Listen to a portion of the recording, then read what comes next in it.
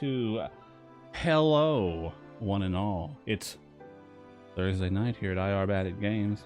Eric and I are here. We're playing some more Chaos Child, and in fact, I know I've said it twice now, but I know for certain tonight, the end of the common route.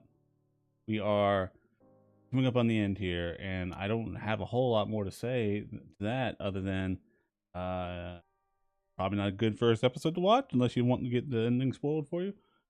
Yeah, that's we're like right up against the end of it here. But yeah, I guess a quick, I mean, not a whole lot happened last episode. Serica basically she seems to have some kind of ulterior motive for like she apparently has a reason for killing other than just blatant murder. We're not 100% sure. Yeah, it's not totally just like she likes to murder. Yeah. And it's also not the reason that I said, which was like, so, Taku would have something to investigate so they could be friends together through the newspaper club. I think that was the original spiel that I went on. So it wasn't quite that either. But, well, we'll find out. It's slightly explained, like that, kinda. Their dad is very much involved. Sort of low man on the totem pole in the committee of 300, and he's like an associate of the committee. Yeah. Oh, and Erica went to go confront him on her own. And now there's a festival going on, and Taku's wanted for the murders, and the other girls are being told they need to leave Shibuya. Or at least getting them out of Shibuya will keep them safe, and Kunosada is going to do that. Yeah, let's see how this common route end concludes. Boop.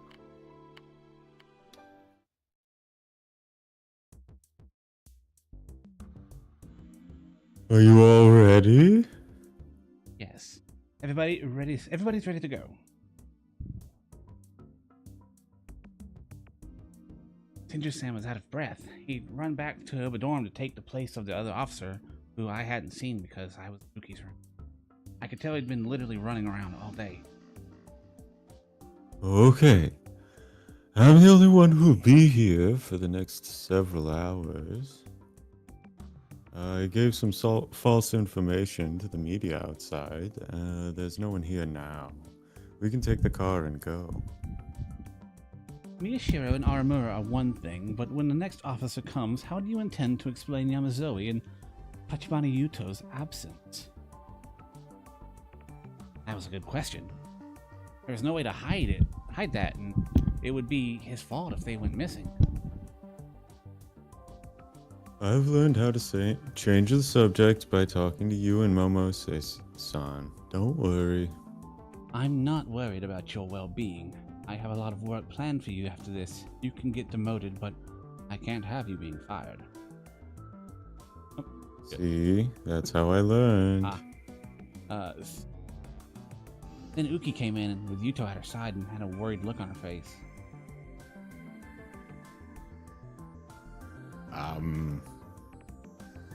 She slowly raised her hand. The other hand was clutching Yuto's tight. Yuto's eyes were still red, and he wasn't looking at her. Uki seemed to be trying to hold him up. Where are we going? Akiba, for now. Akiba? We know people in Akiba.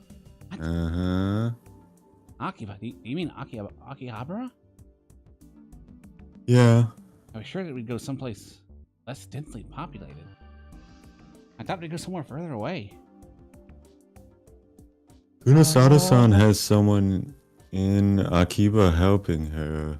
Kurisu? Dun dun dun. Kurisu. I mean, Shinji-san. Oh yeah, I guess not quite Kurisu.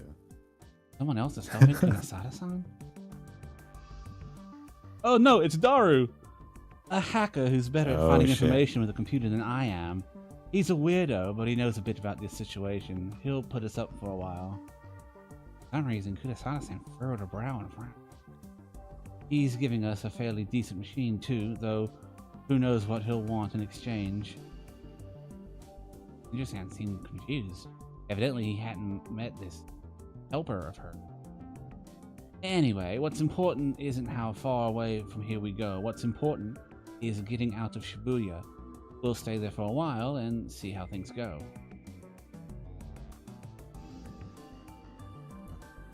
That's the plan. Where's Haramura-san? Oh, she's in Nono's room on the phone. I see. Haramura had said she was calling her family before we left. But when she'd taken her phone into Nono's room, she hadn't looked like a girl who was saying goodbye to her family. It had always felt like Haramura didn't want to talk about her family. I hadn't brought up the subject. So I had a vague sense that they weren't on good terms, but I didn't know anything else. Okay. Once she's done, we'll go. The car's by the front entrance. We won't have to worry about the media for a while, but be careful when you get in. The neighbors might be watching. I'm taking Yuto too. Huh? Yuki suddenly spoke up. She must have been nervous because she clutched his hand even tighter. She was acting a little strange, but it was also cute to see how much she cared. I couldn't help but smile. I looked at Senju-san and saw that his expression was much the same as mine. Of course. That's been the plan from the start. Is that okay, Yuto-kun? Yeah. Yuto nodded. And then he looked at me. Big bro.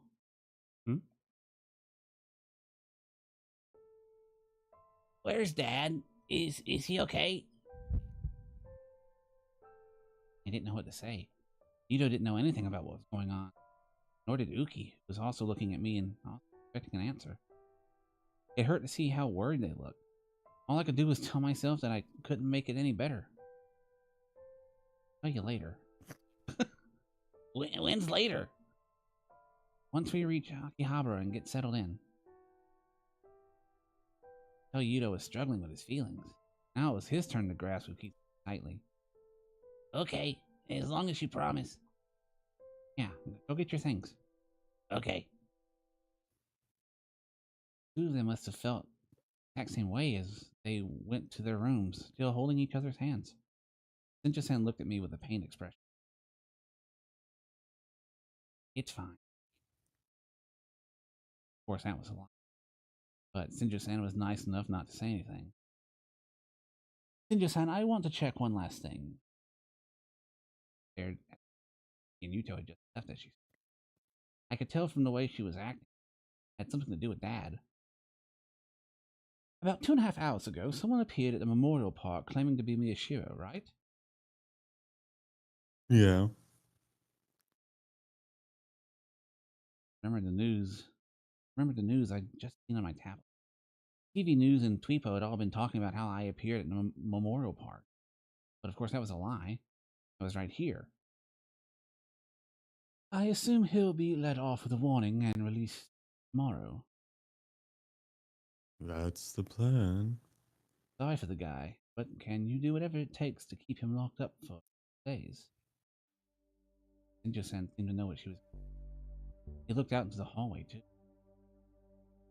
You think Sakuma sent him? The timing is such that any number of fakes could appear, but it worries me that a man trying to be Miyashiro Takaru didn't make the slightest effort to look like it. Even at a distance, anyone should have been able to tell it was a guy.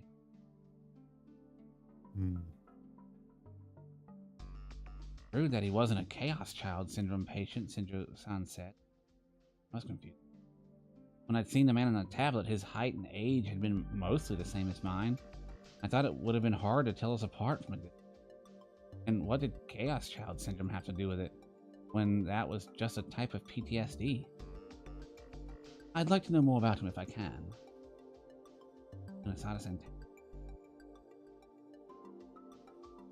Got it. I'll work something out. It was also strange to see how easily Senju-san agreed to keep an innocent man locked up. It's time to go. Tell or remove her, son. He pointed to the clock before I could ask any questions. 10 p.m.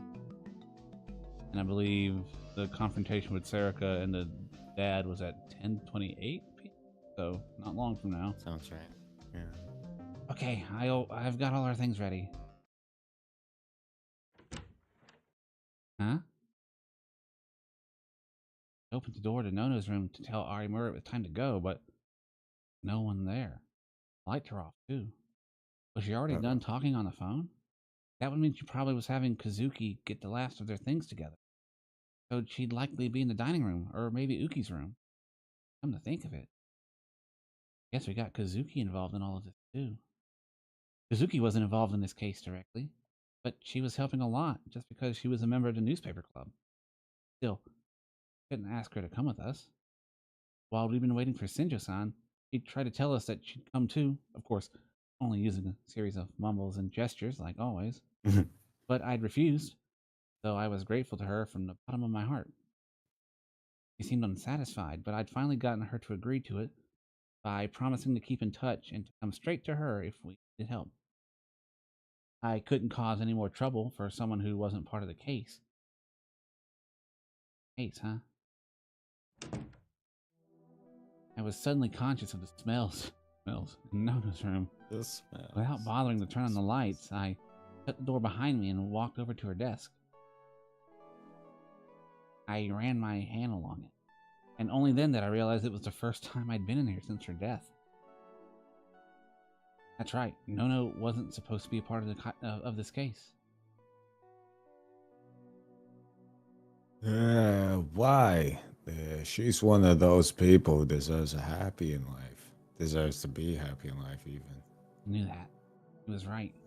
She wasn't supposed to die. There was no reason she was. She was killed only because she'd learned Serica's secret. What was her real goal? I remember what Kunisada-san had asked. What was she really after? I almost screamed as I heard a loud noise coming from inside my bag. It was the sound of my phone vibrating. I quickly flipped over the bag and spilled its contents onto the floor. There's gotta be a better way. I picked the phone up off the floor and read the words "unlisted caller" in the darkness. That was kind of creepy. I did not have a good feeling about this. Afraid, I touched the answer button. Who's there? There's one thing I forgot to tell you. You. Moved the phone away from my ear and it was Serica. No mistaking it. I checked the time on the phone without even thinking about it.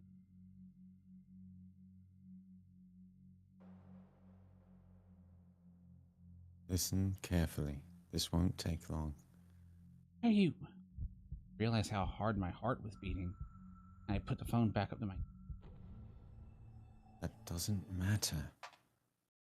Heard a sudden abrupt noise. Had she dropped her phone, or had something happened to her? I listened carefully so as not to miss a single sound. My hands were shaking violently. Hated it. After I waited a moment. Mishiro, are you listening? Voice was now feeble. Thing was off. Listening. What is it? There was something I forgot to tell you. Hey, what's wrong? Why? I was the one who killed your parents. I could hear the sound. Words she said, but I couldn't understand the meaning of the words themselves. For some reason, my hand stopped. Pretty shaking. straightforward. Yeah, and it suddenly seemed like everything around me had faded away into a white blur. What? Words got stuck in my throat. I couldn't speak at all. 6 years ago, during the Shibuya earthquake, I was the one who killed your real parents at that evacuation shelter. Once again, I could hear the words, but I didn't understand them. 6 years ago, Shibuya earthquake, shelter, real parents. Oh, shit. Hang on, sorry. I will be back in a moment. Oh, sure. What? My cheeks suddenly felt hot, and my blurry vision came back into focus, and the dark room. And I'm gonna pause here because I don't know if what's about to be said is important to the story, and I don't want Eric to miss it. So instead, let me ask you guys, out there in YouTube land, did you have an imaginary friend growing up? I didn't. I suspect. You know, I had a brother and a sister. Never had time to myself to make up an imaginary. I wonder if it's mostly like the kids, like the only child. Like it's more common for them to have a. I bet it is. Anyway, chaos shot coming to a close. Have you made any predictions to how this thing comes to an end? We played it before. Have you thought about it?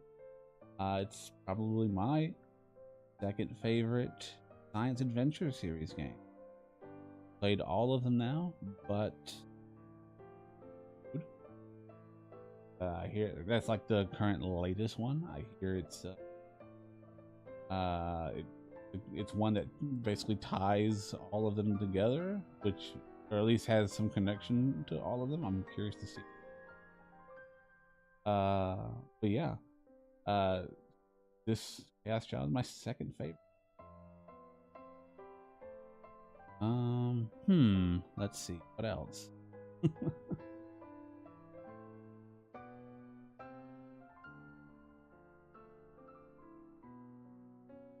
I think the next one we do, it won't be right after this one, but I think when we do decide to jump back into another visual novel, I think we're gonna. I would like to, of course, I always put it out to the trio for, you know. Oh, we're back. Sorry about that. Had a minor work crisis crop up on me here. It's as resolved as we're gonna get here at this point, I think. So hopefully all is well. We'll see what happens. Wonderful. So you're good to go. But sorry about that. Yeah, I'm back in action. I paused and waited for you. Very kind. My cheeks suddenly felt hot, and my vision came back into focus in the dark room. Only then that I realized what she said.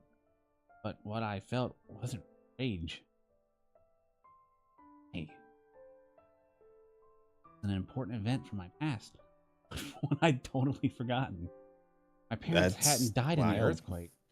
Someone had murdered them at the shelter. It was what Nono had refused to tell me when I'd just woken up from my coma. Oh yeah. That was why she lied to me. I forgot about that too.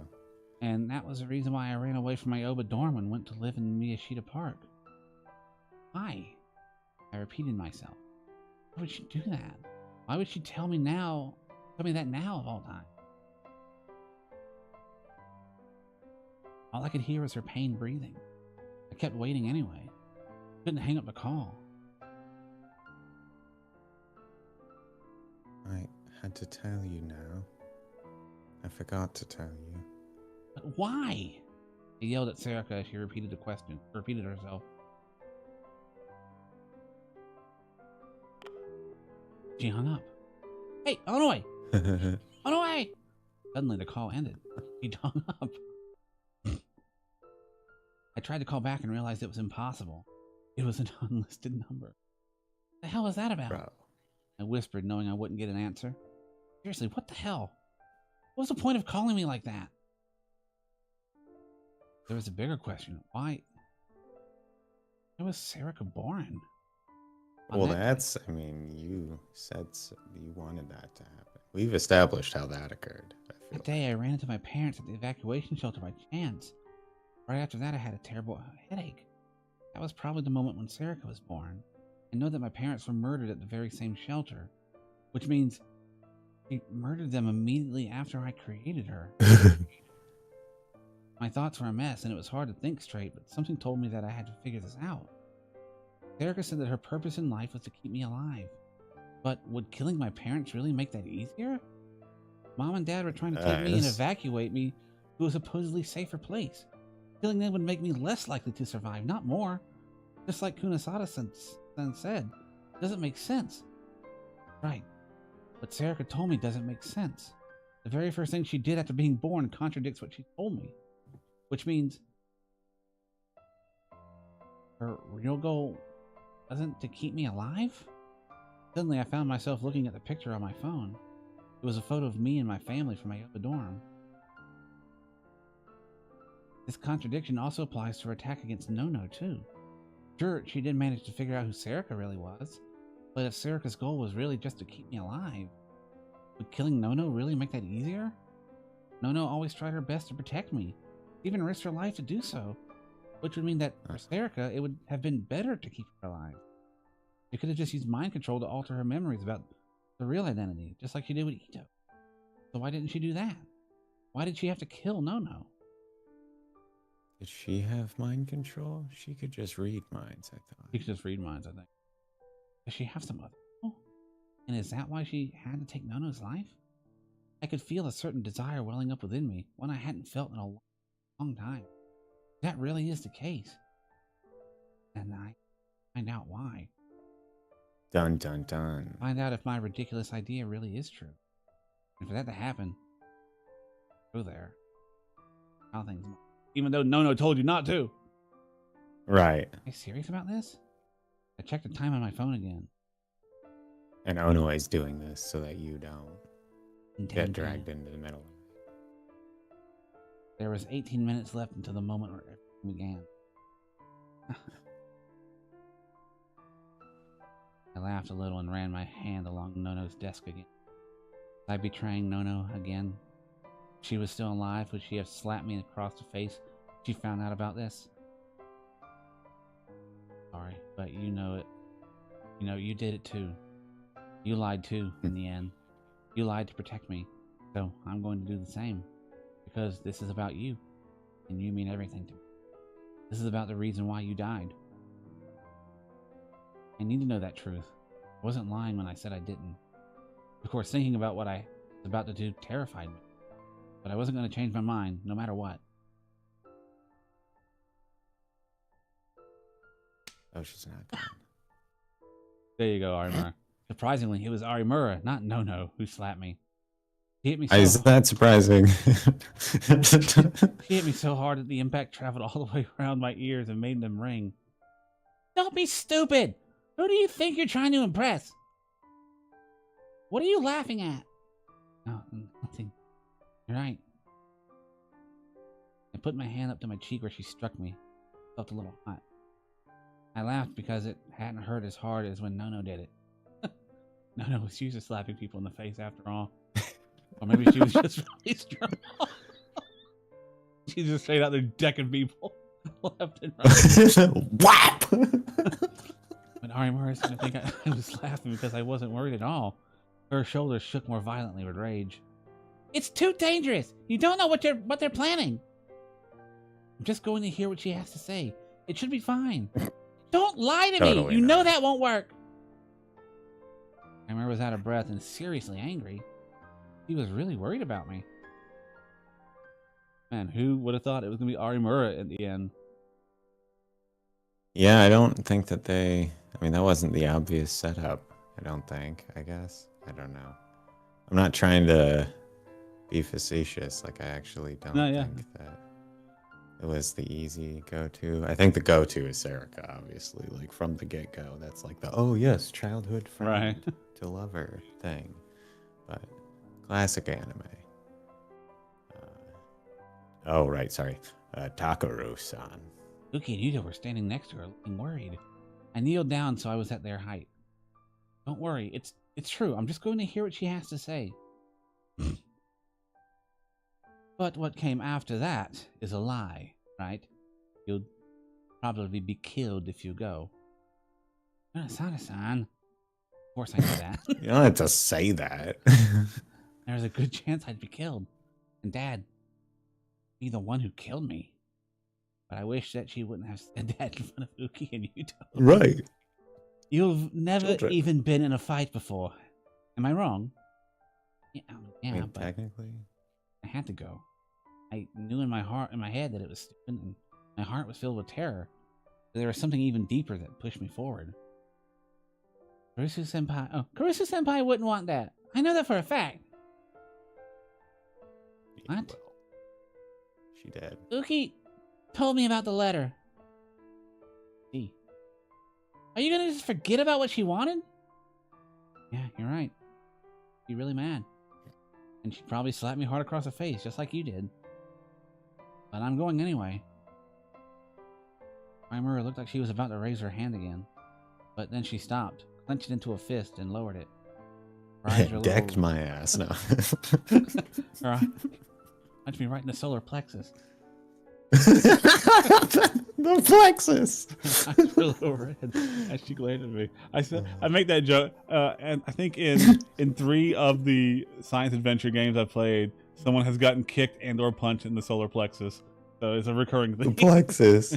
It's really funny. Like, I don't know if that's like, do they just fuck up? Somebody made a mistake. I don't know. I don't know. It's good though. I enjoy it a lot. Her eyes are a little red as she glared at me. Hi. Why? Sorry. Her voice was so soft I could barely hear it. I lowered my head and unable to even look at her. Take care of Uki and Yuto, okay? That's not my problem. You're the oldest son in the family, right? That means you need to come back safe and be their big brother. You're terrible, she whispered as she left the room. Alright, you too, Kazuki. What? Suddenly someone waved something in front of my face and I leapt back. I bet it's a lollipop. Kazuki had come up next to me. Wasn't sure when. He always surprised me like this. Was still here. Still here. Huh. Oh, shit, that might be right. What? L-E-X-U-S might actually be the way that you spell it. Oh. Sorry. It's just like, Huh. Anyway, sorry. I can't leave you here, her seemed to say. What? Three? He was holding pieces of candy on sticks. Lollipops? How many of these did she have? I couldn't refuse her, so I took them and put them in my pocket. Oh god. What's up? I just love the idea of like somebody handing you a bunch of like open lollipops that they've already like it's just an awkward like thing to maneuver around because you don't want to just like grab them by the sticky bit. Thank you. Really gross, Uki. I'll probably never eat them. Yeah. Sorry for getting you involved in this. Keep an eye on Uki and Yuto until they go. After that, take care of yourself on the way back home. I didn't think she'd do it, but I didn't want her going with them. I'd feel terrible for her family if that happened. Nodded like she always did. I tried to make sure that was a yes, but before I could, she ran out of the room after Arimura. Unasada-san was here too, so it would be okay, right? He would make it home, right? Big bro. Ito spoke up, afraid as he saw me watch her go. To be honest, I wasn't sure what to say. I felt like anything I could say would just make him even more nervous. I tried to choose my words carefully, but in the end, this was all I could come up with. I'm leaving. I'll catch up with you guys later. Nailed it. Or as Aimer would say, adios, gracias. Adios, gracias. I could tell from his face he realized it was one of the white lies that adults often told children. But he didn't say anything. He just looked at me with eyes that were redder than Arimura's. Goodbye. We'll be waiting for you. Yeah. We'll wait for you as long as it takes. Yeah. I'll be waiting too, for as long as it takes. Yeah. Stop talking to me. Maybe right? Uki's hand holding his fucking Iowa goodbyes. Maybe Uki's hand holding his gave him strength, but because he finally forced himself to say one last thing. For Yuto. And thank you, Uki. Okay, I'm off. I checked the time. Oh. There wasn't much time left. I stayed here any longer, my resolve would begin to waver. I nodded one last time at the two of them and turned around. It was decided that Shinjo-san would drive me to the Hikariwo. I wanted him to take the others to Akihabara as soon as possible. I didn't see how I could get to the area around Shibuya Station on my own. Miyashiro! As I left to get in the car, Kunisada-san called to me from behind. You've got your phone, right? Put my hand inside my pocket to check. Of course it was there. I do. Why? If you learn any information on the committee, no matter what it is, contact me immediately. I chuckled. That was exactly what I expected her to say. I didn't know if I'd learn anything, but I promised her anyway. Onoe told me to get you out of Shibuya. I agreed because she told me that if I got the psychics out of Shibuya, it could get me closer to the committee. Yeah? But if you decide not to go, there's no reason for me to stop you. I have no special need for you in particular. As long as I have Yamazoe and Arimura, that's enough. Yeah, you're right. I knew that from the start. If getting a psychic out of Shibuya would cause something to happen, then Uki and Arimura would do just as well as I would. So we're not waiting for you, okay? Her words seemed to be testing my resolve one last time. That was I looked at her dead in the eye and answered, that's fine. Understand that. But for a while after that, she said nothing. She seemed to be, for once, at a loss for words. Did she not? Huh? About what she was saying before.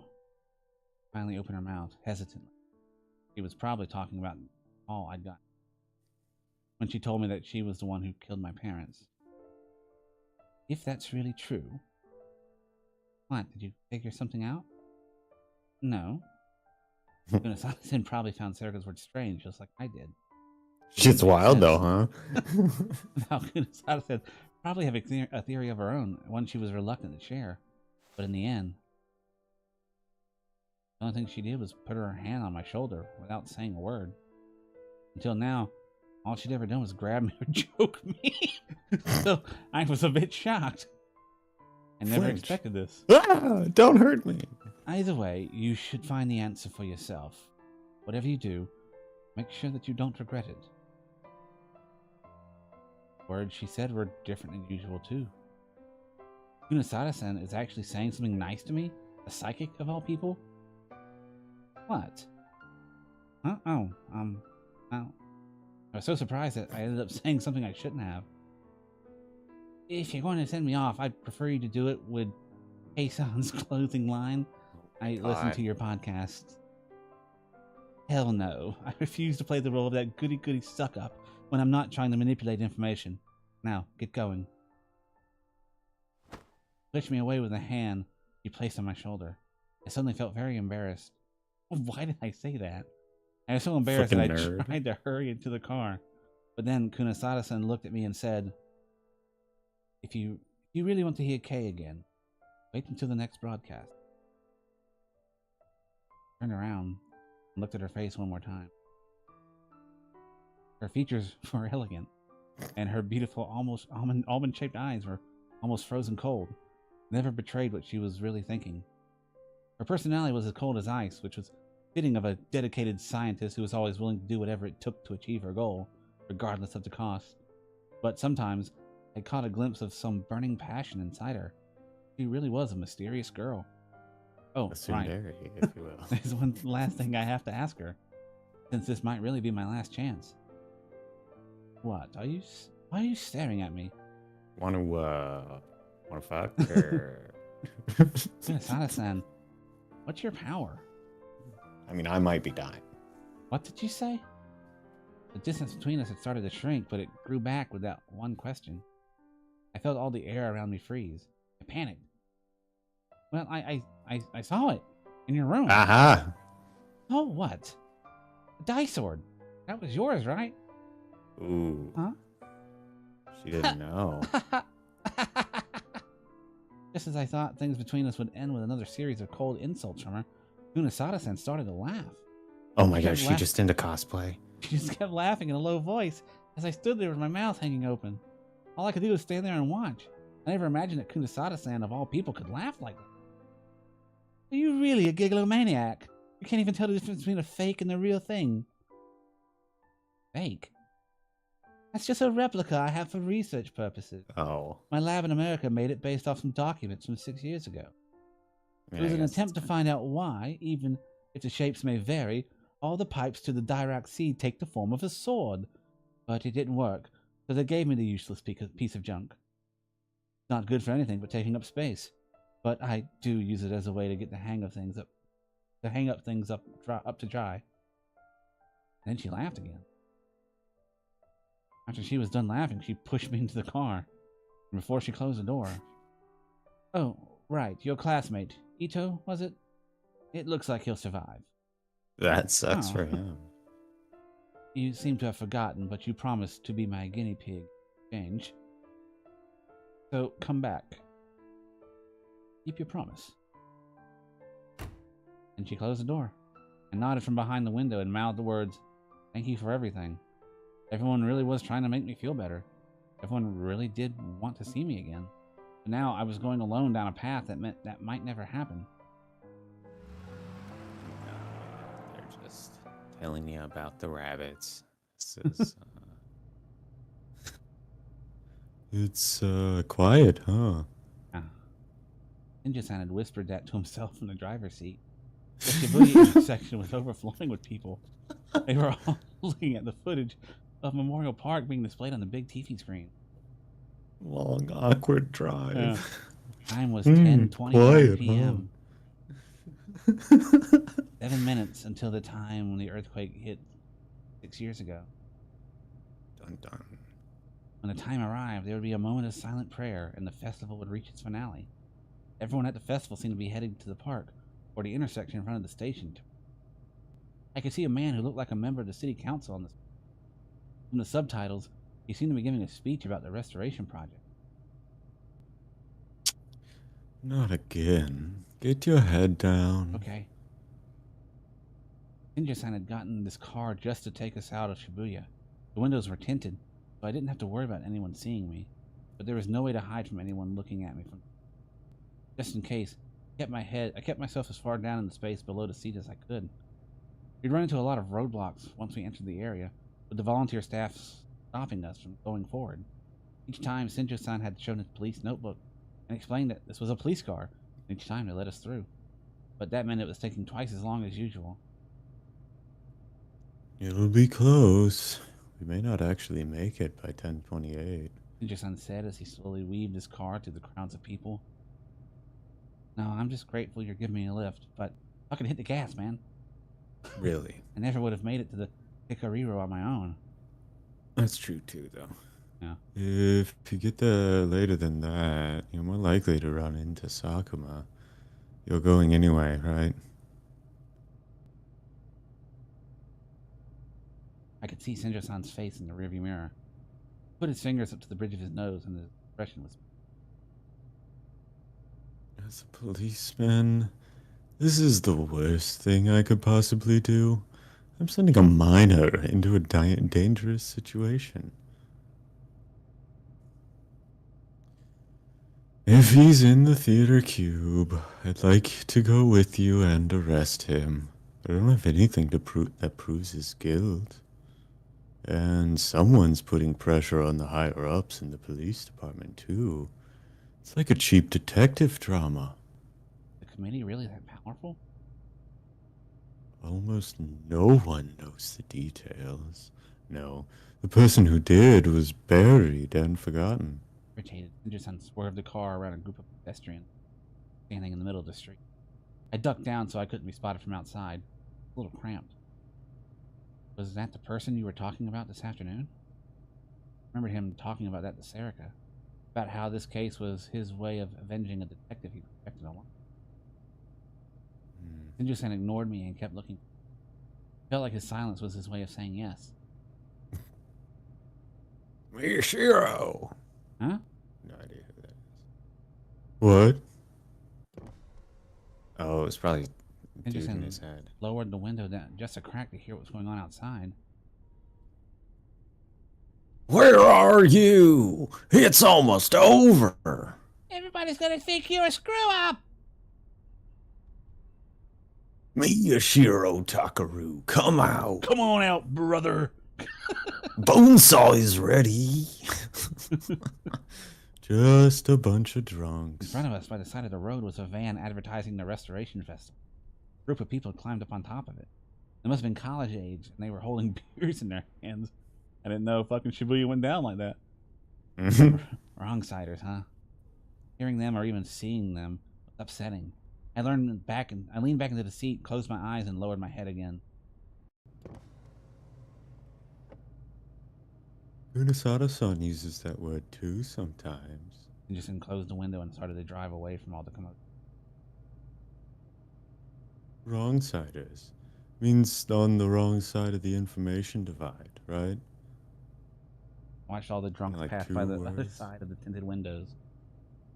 They don't know anything, and they don't want to know anything. They don't know about the people manipulating them, or what those people want, or what the people they're talking about, what the people they're talking about are even going through.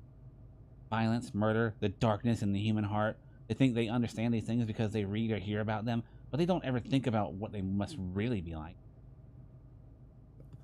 Oh, man.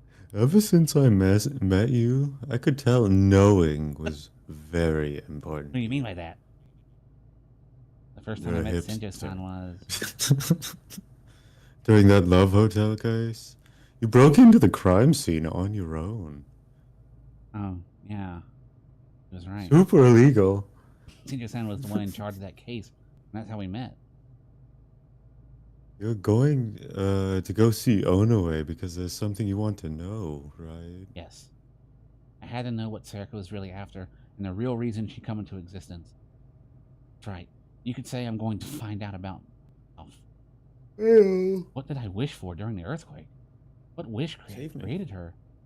I realized for the first time that I was trying to find out more about myself than Serica. Save me. So they were gonna sell you to the lab or some shit, probably. So she had to kill him. Only way to solve it. I don't know. I'm just trying to sort it out. That's the same kind of person he was. Huh? I looked at the rearview mirror again. Senju-san was still watching the traffic in front of him. That detective. He was obsessed with finding things out, and he was willing to do whatever it took, even if it meant going against the rest of the police force. Momose-san used to get mad at him all the time, said he was getting in too deep. Senju-san's voice took on a strangely different tone. His tone changed from one of nostalgia to sorrow. And then he finally did get in too deep. That was the answer to his silence before. He killed by the committee? I don't know how he died, but he must have been satisfied. At least I don't think he had any regrets. But still, that doesn't mean I can just accept his death. I couldn't get to him in time, and I couldn't stop him. It's frustrating. If Kurusu Nona-san was here, I'm sure she'd be feeling the same way about you. Nothing I could say. You know, it's almost like that's the way we feel about Caruso, you prick. But I was truly Bring it up. that he was the one who had read Nona's letter, that he was the one who was now helping. Yeah, in the end, Senjo, like, he's a pretty decent guy, even though he's a terrible police officer. Doing his best as like a human. Very bad cop. When I reached Hikariro, I realized that something was wrong. Quiet. Normally, even at this hour, the Hikariro would be fairly noisy, completely silent. There were no murmurs, no drunken shouting like I heard just a moment before. It's started, huh? Oh. Check the time. And so... Everyone had gathered in front of the memorial park or the TVs in front of the station for a silent prayer. Senju-san switched the car's navigation system to TV mode. It was displaying footage of the memorial park. Really? Oh, I thought normally when you're driving, it won't let you do that. It usually wouldn't. I saw the ceremony and gasped. All the sound At least was in America. Yeah. I don't know. All the sound was gone from Shibuya. It was more like a movie set. Suddenly, I was struck by a terror even greater than before. It felt like the moment of silence was for me, headed to my death. Does seem like that would be a good design decision wherever you are, to not let people watch TV while you're driving. forced myself to smile. I tried to tell myself that I was shaking from excitement. My mind was a confused jumble of thoughts. Half of me wanted to go home and half of me wanted to stay. I forced myself to keep going. I have to know, no matter what. Didja-san tossed me something. What is... Wait, is this? I felt the sensation of rubber as I grabbed it. I tried to spread it out and it stopped. Just get lucky, kid. Ironically, this is all I've got with me. I hope it's enough. Yeah, thank you. I lowered my It's head the and thanked. one. There are still people standing between me and the theater cube. Sorry. This is as far as I go. I need to get the others out of the city. Looked at his... I can go, even. I know. Get into Akiba as fast as you can. Thank you. Once they're safe, I'll come right back for you. Don't die.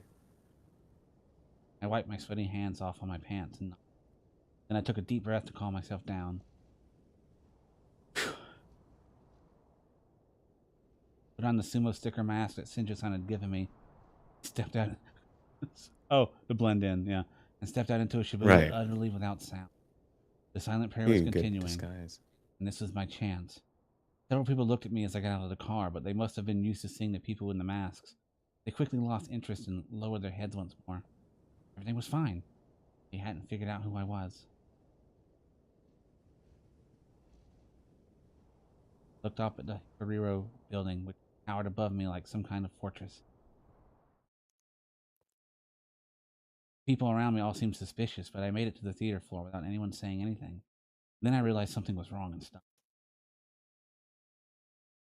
There was no one on this floor. There were no customers, not even a single employee. Even the convenience store, which was open during the festival, was empty. Took off the mask. My field of vision restored, I took another look around the floor. I was right. It was completely empty. There was no sign of Dad or Sarika either.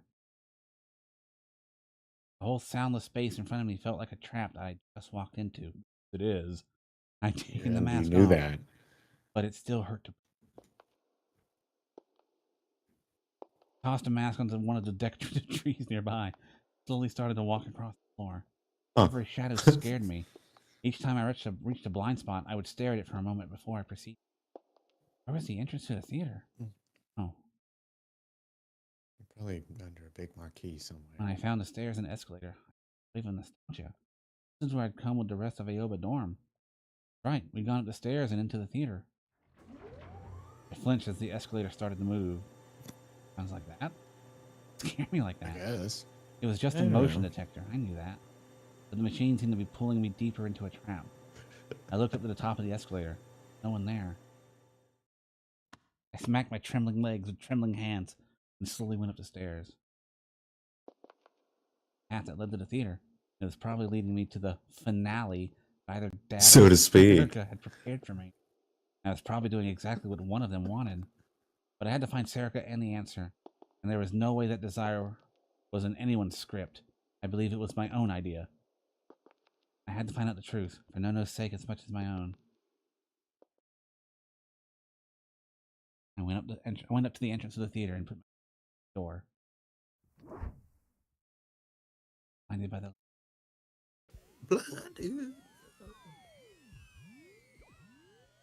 Huh.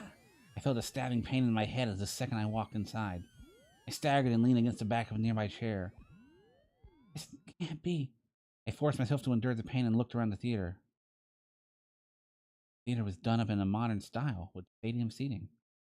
The stage was at the lowest point of the hall, and the seats got higher up the further you went away, so it would be easier for the audience to see.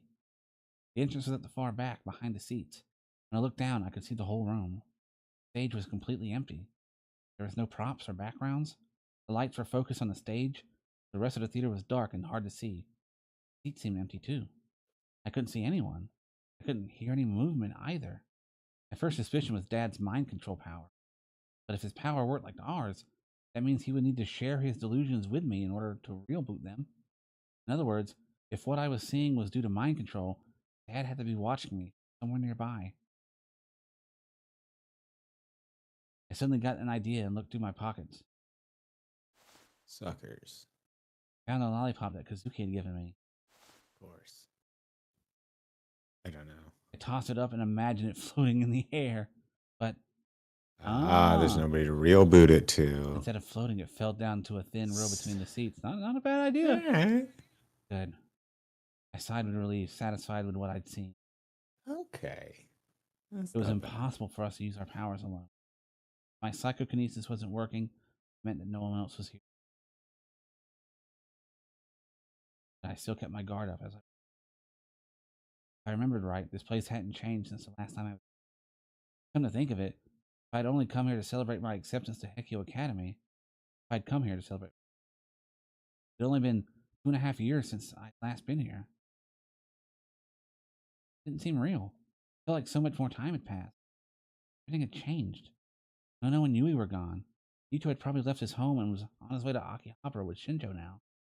Dad was fucking trying to kill me. He's a goddamn psychopathic murderer. Suddenly, I heard a sound come from behind me and spun around. Standing there was Dun dun dun! Sarah? Yeah. you. She looked just like she had when I seen her this morning. Not only was she not hurt, there were no signs that she'd ever fought at someone. Erica waited for the door she'd come in to close and slowly walked toward me. Why are you here? Her voice was quiet, but angry.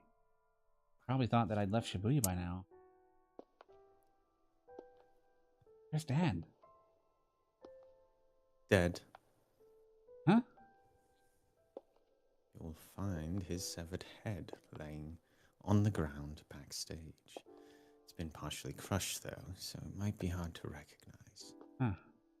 Look on my face must have been ridiculous. Erica's voice was completely calm, and it was hard to believe she was.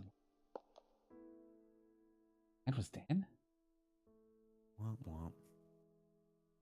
You kill him? Nod silently said, "Of course I did." It sure wasn't an accident. So, why are you here? Where are Kunisata, Mio, and the others? So calm after killing someone. It was terrifying to see how unconcerned she was. My thoughts, my feelings, even my words were all just a jumbled mess. I managed to tell her that Shinjo-san had taken everyone else out of Shibuya by now. And then I told her why I came. Why did you tell me that on the phone?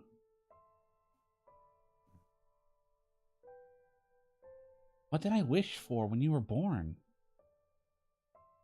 Erica looked at me like she was staring at something very dear to her. I knew this feeling. Erica was reading my mind.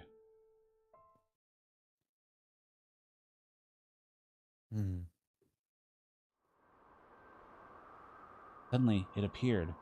Its design was far too complicated and intricate to be called a sword. It was sharp like metal, but had a strange luster to it all of its own. It was a dye sword, big enough to cover Serica's entire upper body. It was what she'd used to kill Nono.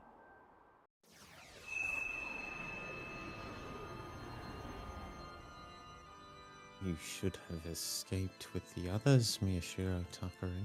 Behind her blade, I could see a slight change in her expression. No way. It was the same look I'd seen before when she was talking about Dad. As if she hated everything she saw.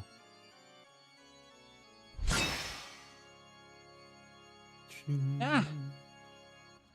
Right as she jumped, I felt a burning heat in my right shoulder and fell to the ground. A moment later, I felt a pain like nothing I'd ever experienced before. Ah! I grabbed my shoulder with my left hand and felt something nasty, warm, and sticky. It was blood. I'd been cut. If I had reacted even a moment later, she would have chopped my entire shoulder off. I looked up. Erica was already bringing her blade down. Chop. I forced myself to twist out of the way, ignoring the blood spurting from my shoulder. This time, pain was in my left leg. I ignored it too, trying my best to get away. Dude, you're now crippled. Bad day. Erica walked over to me slowly. I must have bit something in my mouth when I rolled because I tasted something bitter and metallic. Aye! Could just be the adrenaline. I was too late. I underestimated the committee. Erica stopped, close enough to strike me with her dye sword, and began to speak. Akuma's replacement already made contact with me. There's nowhere left to run. I can't keep you alive. I don't want you to end up like the other victims. No way. So now she's going to kill me? The same way she killed Nono with that dye sword? Ah! The pain from the cuts kept me from thinking, and the blood loss trained away my will to resist. I couldn't feel my left leg anymore, but I couldn't stop looking at Serica. I wasn't sure. Were there any important blood vessels around the cat? Yep. I'll be joining you soon. Let's talk on the other side. Serica swung her dye sword at me again. Ah! Then I felt something burst within me. Roro. Ah! I leapt at Serica. I reached out my hand without thinking and felt something warm and rough. I heard her scream in my ears. Just ripped her throat out. By the time I realized I'd reached into the cut on her stomach and ripped out the Oh, stitches, God. I was already on top of her. Her dye sort of disappeared. Snatch. My hand went straight for her neck. Huh. Ah! Ah!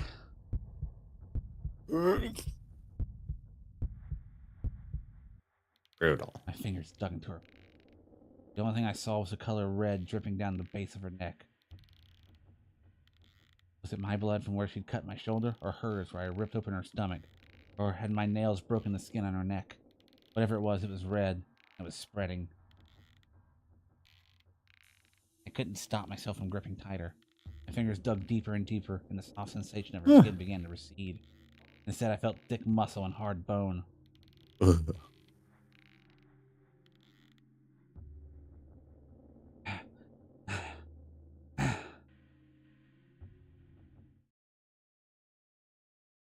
Wild. All over. Pain in my leg and shoulder were gone.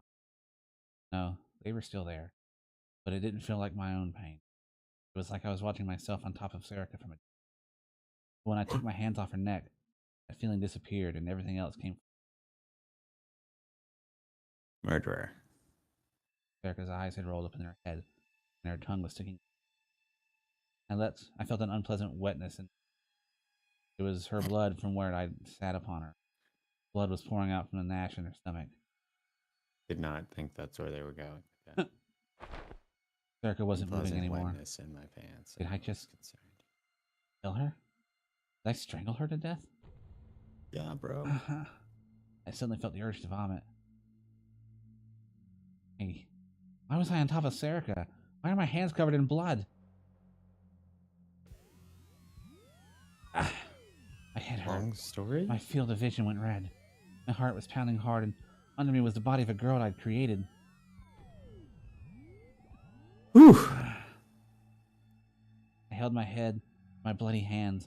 It hurt so much that I felt like it was going to explode. My eyes hurt too. Everything was turning red. Ah! Ah!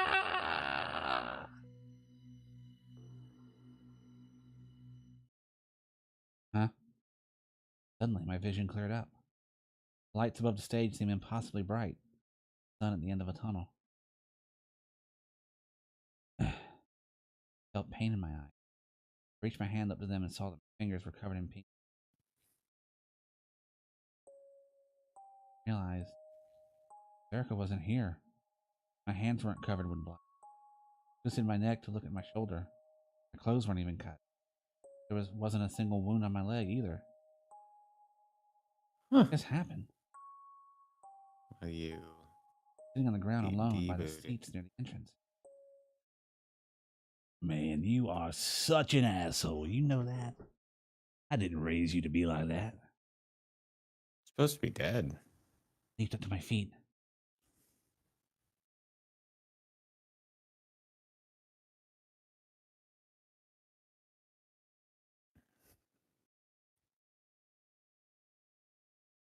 Dad. Dad was up on the stage. He was standing in the Like center, that? like a lead singer in a musical. And at his feet was... Oh no, Erica, the girl I thought I just killed, was lying at his feet. There was no blood on her clothes, and the cut on her stomach hadn't even been torn open. But she must have been unconscious because she wasn't moving. Mind control. Even right when you were about to kill her in that delusion, she didn't resist at all. Ain't that cute? I suddenly understood what was going on. Wow. But since when? Was I already under his effects when I came into the theater? When I came inside, I felt a sharp pain and my vision had blurred for a moment. When I tested my powers with the lollipop, was I already under his spell? The pain and the heat had felt so real, but it was all an illusion. But I could still feel the sensation of wrangling Serica's neck on my hands.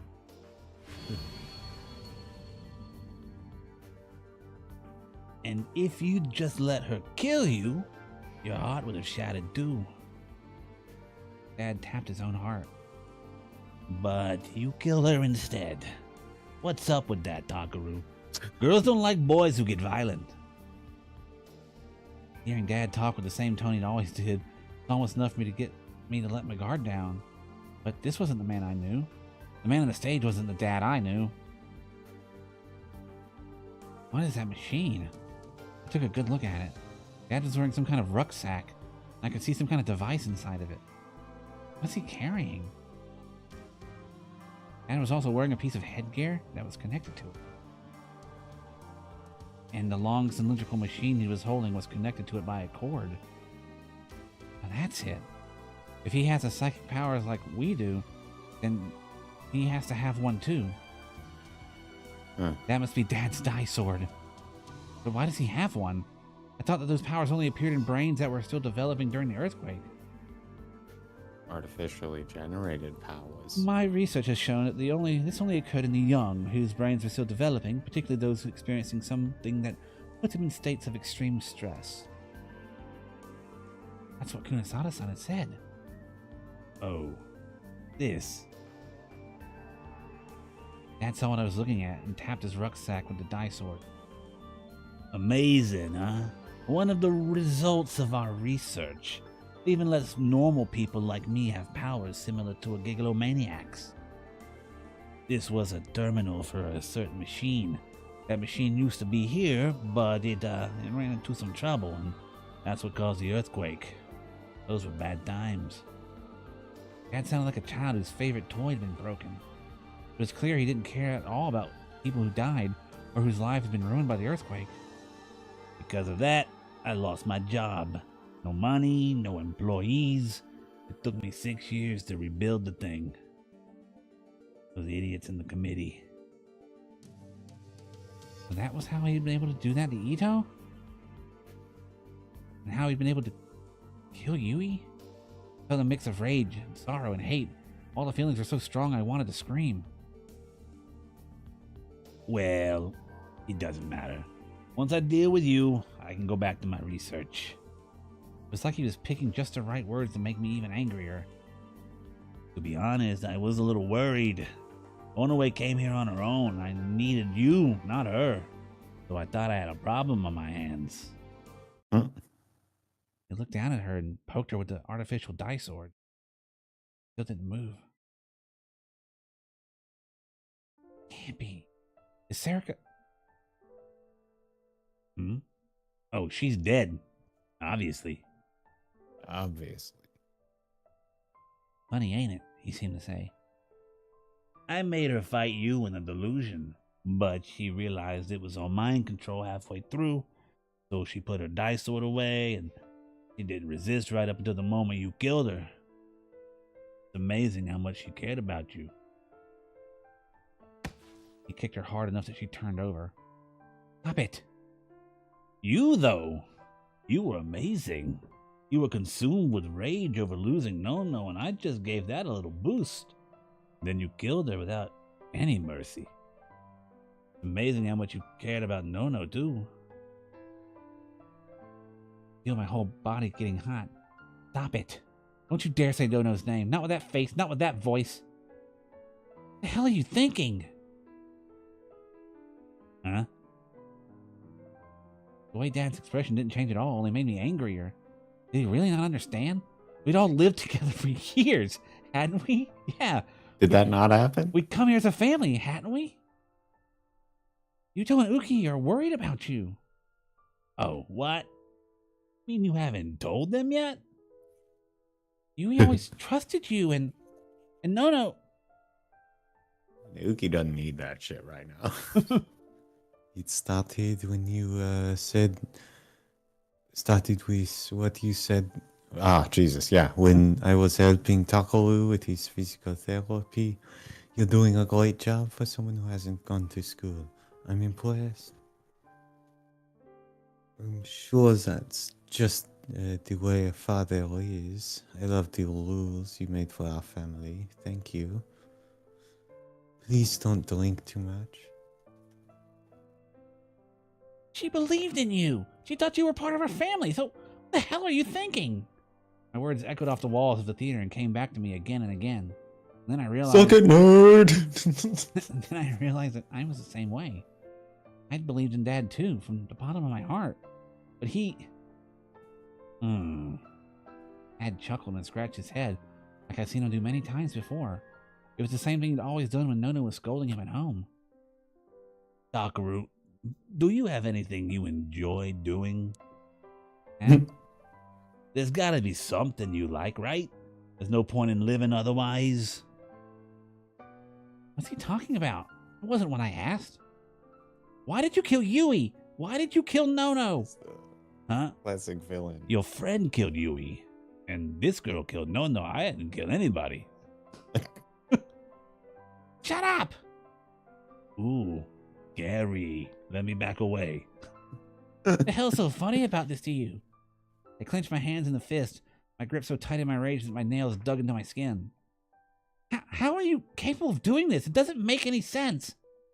Don't get so mad, okay? I just told you, you need to have fun. What the hell does that even mean? I had high hopes for you. You were so badly broken, you managed to reboot an entire human being. So I started looking forward to see how far you could go, how crazy you could become. Huh? Oh my god. If a gigglomaniac like you started doing whatever you wanted to do it would be amazing. You could wreck the whole world. It'd be hilarious. I'd love to see it. I could observe it, calculate it, come up with a theory, experiment some more. I'd love to see what lies just beyond the end of that loop. Don't you think the thought of that is just exciting, Dakaru? I kept using the same voice he'd always use at home, but I couldn't even hear a word. The anger in me just kept building. What I'm trying to say is this. No matter what happens, do whatever you think is fun. That's a little life lesson from your dear old dad. Dad, you're not my father! I screamed at the top of my lungs, but Dad just kept on smiling. Anyway, to me, gigglomaniac research is the most fun thing in the world. There's nothing else that's this entertaining. I mean, that's my answer to your question. Your face when you were 12 and I got you the birthday presents. Oh my god, hilarious. But that can't be. Me. That was the only reason? The only reason he worked for the committee? The only reason he did all those horrible experiments in the basement was just for entertainment? So the reason he did it to Yui, Noto, Ito, and all the others? How many times do I have to tell you? I did it for the lol. Because it was fun. You bastard! The next thing I knew, I was running. Oh, wow. The dice would appear in my hand instantly.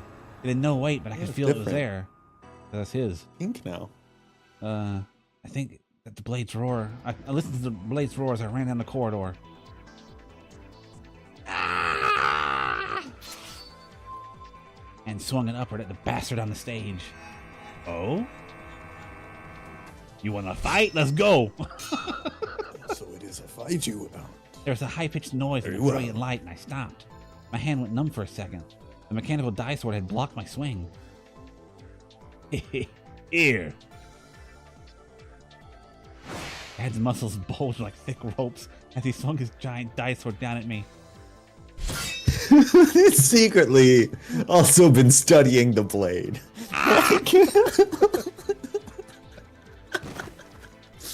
Maniac. I barely managed to block it, but the impact knocked me back into the front row seats. There was a sharp pain in my arm. It had been cut a little. When I first got cut, it was just a delusion, but this time, real blood was running down my arm. Is it? Do you know You that? don't know that for certain. Wait, Right. are you really gonna try to fight me, despite how weak you are? Dad didn't move a step. He raised a Being giant such dice a sword. punk ass bitch. I didn't know you want a pussy. I'm sorry. Oh, forgive me. He raised his giant dice sword onto his shoulder. His huge body was at least 185 centimeters tall, and he towered over me from the stage like a wall. Well, I guess it wouldn't hurt to play with my son once in a while. You know what I mean? It's not fair to give the girls all the attention. Oh, God. Come on up. I do wish we had more than a single corpse for an audience, but what can you do, huh? He kicks Erica's unmoving body once more. This guy's just fucking evil. Like, wildly evil. I felt anger, Awesome. but also an indescribable despair. What was I doing No here? attempt to make him like a redeemable, understandable villain here, and I'm kind of down. Yeah. I come to find out the truth about Serica, but I killed her myself. There was no reason for me to be here anymore. So didn't that mean there was no reason to try and fight Dad? No, it wouldn't even be a fight. I'd probably just get myself killed. So maybe Child. when Serica cut You live in open a world. my leg before, it had only been an illusion. I could run to the exit. If I caught him off guard, I could escape. Maybe. But...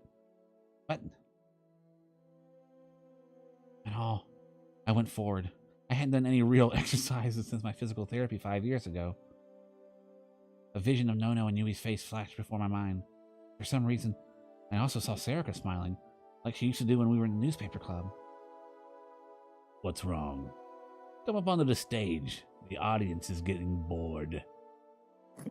When I looked at him, I suddenly had an idea in the corner of my mind. I remembered what he said, that the machine on his back was what gave him his power, that he was an artificial gigalomaniac. But what if I could get rid of that machine? No, I have to do it. Drop a stage light on his ass. I stood and climbed up onto the stage. The lights shone down upon my head. I could hear a non-existent crowd screaming for my death from an empty seat. Hate it when that happens. I readied my dice sword. My hand still felt a little numb. Hey, looking like a hero, Dakaru. That's good stuff. I took a step to the side, trying to look as natural as possible. He's going to use Totally his dice casual. sword. By moving to the side, I was able to see the part of his device on his back. And hit him with the power as hard as I could. Ah! Dad heard a noise from behind him and turned around. I had a clear view of the machine. Now! I concentrated more intensely and hit him with more of my power. Ah! Hey, you asshole! Dad then howled like the wild animal and swung his dice sword. But I didn't stop. I could just destroy that machine.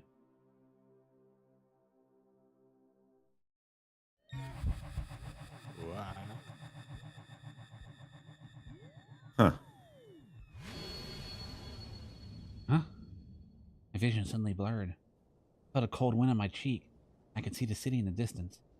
Where am I? On top of the school. Damn it! More mind control. I panicked and tried to use my dice sword. Huh? Only to find it was gone.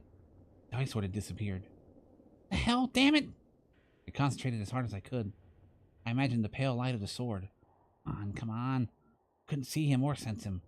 But Dad was probably right in front of me with his huge dice sword. Why can't I make my dice sword appear? I can't see it. I can't find it. It's always supposed to appear when I imagine it. What did you want to talk about, Don-chan? Huh? Erica was standing there on the roof. So was... Don't try to fool me. With your power, you know exactly what I want to talk about. Right, Serica? It was Nono. Nono was standing in front of me talking. That's a lot. Nono is... Probably not. Nono is... That's not right. My sense of logic dispelled the hope that it was forming in my mind. This is mind control. Dad's power is causing me to hallucinate. The two of them were right in front of me, but didn't seem to know I was there. So you found out Carusi now? Yes. Suddenly, Serica changed. Smiling, happy girl from the newspaper club disappeared. I'm supposed to do the old voice. She became the cold, remorseless killer. I knew I was being mind controlled, but I couldn't help myself. I felt a cold chill in my heart. All the hairs on my body stood up on end.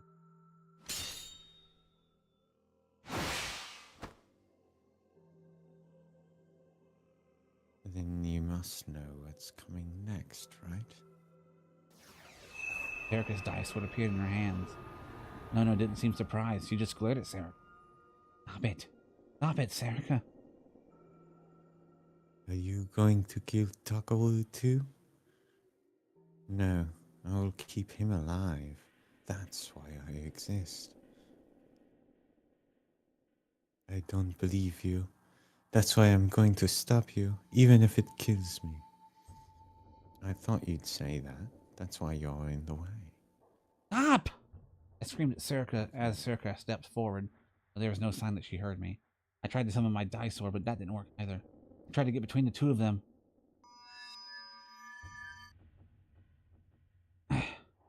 Only to realize I couldn't move. My legs felt like they were rooted to the ground. Why? Why? My head was clear. I couldn't let this happen. I knew I had to stop it, but... Serica and Nono's dice swords clashed with each other. They created a flash so bright that I was forced to close my eyes. Then Nono's dice sword cracked. Yeah. You made a mistake. I can see exactly what you're thinking. I can't believe you still thought that I was your friend. Serica kept moving. There was no hesitation on her. Oh! Stop! No matter how much I screamed, they didn't hear me. I couldn't move. Serica crossed right in front of me, carrying her gigantic, deadly weapon. There's no friendship within me. Next moment,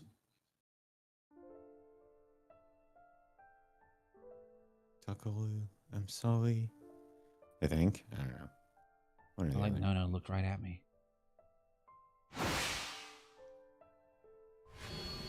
And then Serica's dice sword went.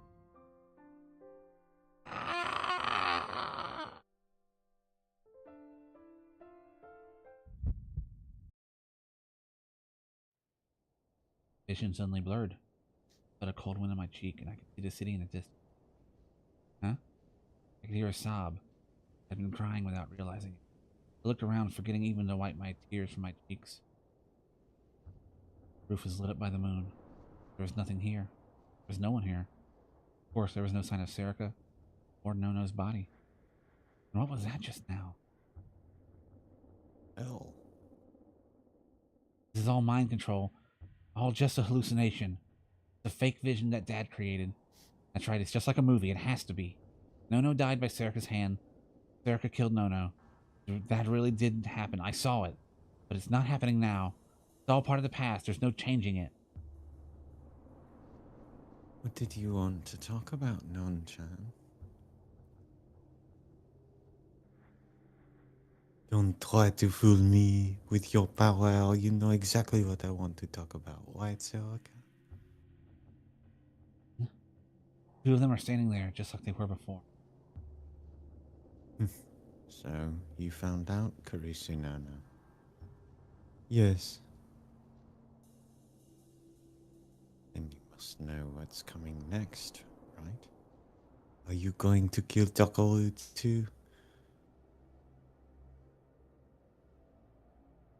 No, I will keep him alive. That's why I exist. I don't believe you. That's why I'm going to stop you, even if it kills me.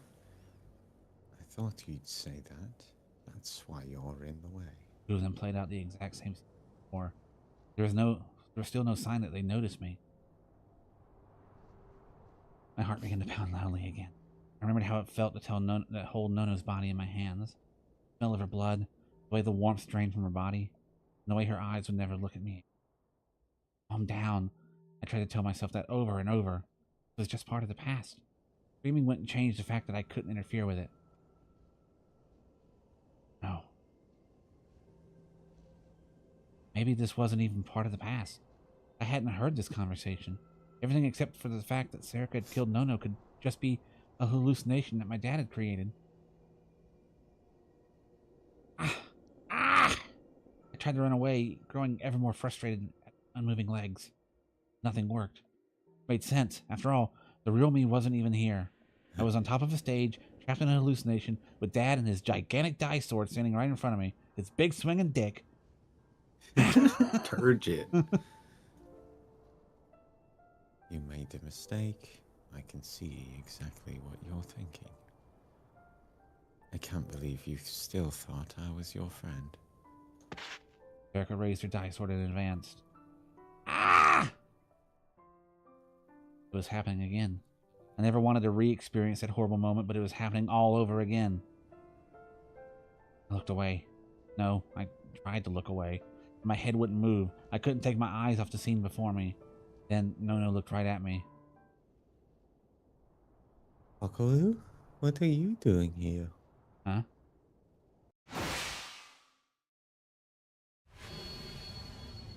Excuse me. Told Nono again.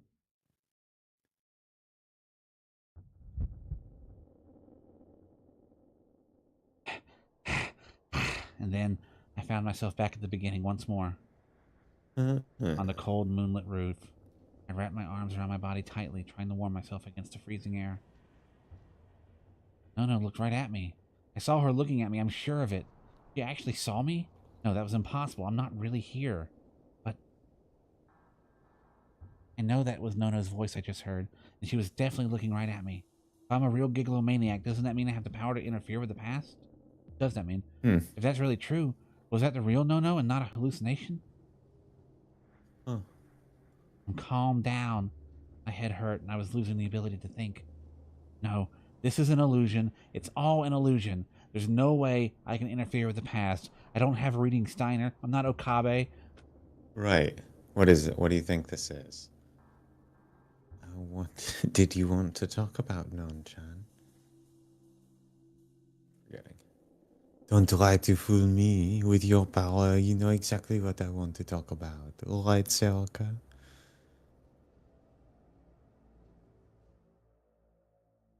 And around we go. On my third time seeing the exact same thing, I was finally able to close my eyes. Stop it! I don't want to see Nono die anymore. I put my hands over my ears and blocked out the sound, but I could still hear them saying the same words. The last conversation Nono would ever have flowed directly into my head. You made a mistake. I can see exactly what you're thinking. I can't believe you still thought that I was your friend. There is no friendship within me. Didn't have to look to know what was happening. I knew the expressions on their faces. I knew the looks in their eyes, the angle that Serica held her dice sword at, and even how she was going to swing it. I knew it all. Takaru, why won't you save me? I suddenly opened my eyes without warning and felt warm blood splash on my face the second I did. There was no time to Gotta even scream. Get the ponchos out for that. I shut my eyes tightly again. I could hear the wind on my cheeks again. I was stuck frozen on that roof again. The muscles of my face had tensed up. There was nothing funny happening. I was letting out a noise that sounded like laughter. My teeth were chattering. What did you want to talk about, Non-chan? Don't try to fool me with your power. You know exactly what I want to talk about. Right, Celica? Covered my ears, but their words went right into my brain. I didn't know how I could possibly be any more confused. What was that? Why was No in front of me? Why won't you answer me? Ah!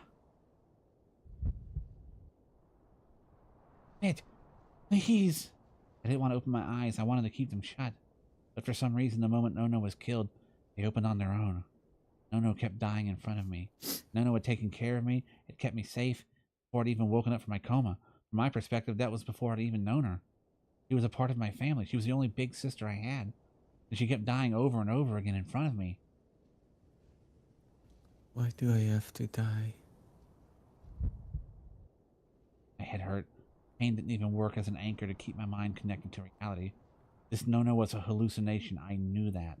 But the words she said were ripping my mind apart. Why didn't you save Yui? Why didn't you try to solve the case at all? No looked at me and kept asking that. Were those her last words before she was killed? Her dying screams, her final message? No more. I already said I don't want to see her die again. Ah! Please, stop it! My eyes were closed, but I could see her death repeating again and again in my mind. The dye sword running through her chest, the blood everywhere, the tiny sound coming out of her throat like air leaking from a bag. Her blood was hot when it landed on my face.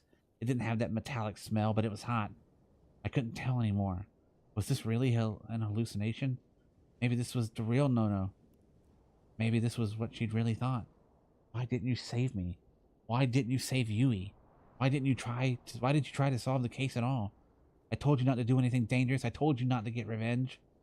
Ah! It's all your fault.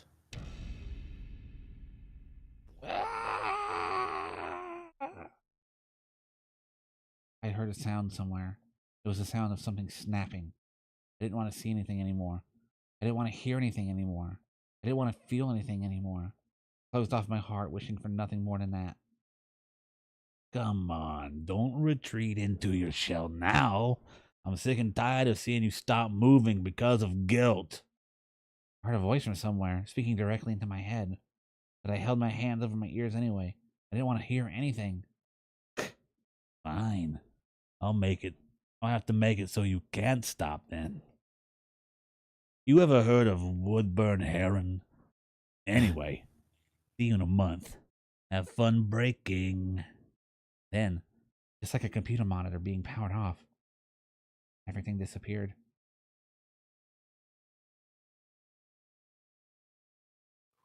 What is this?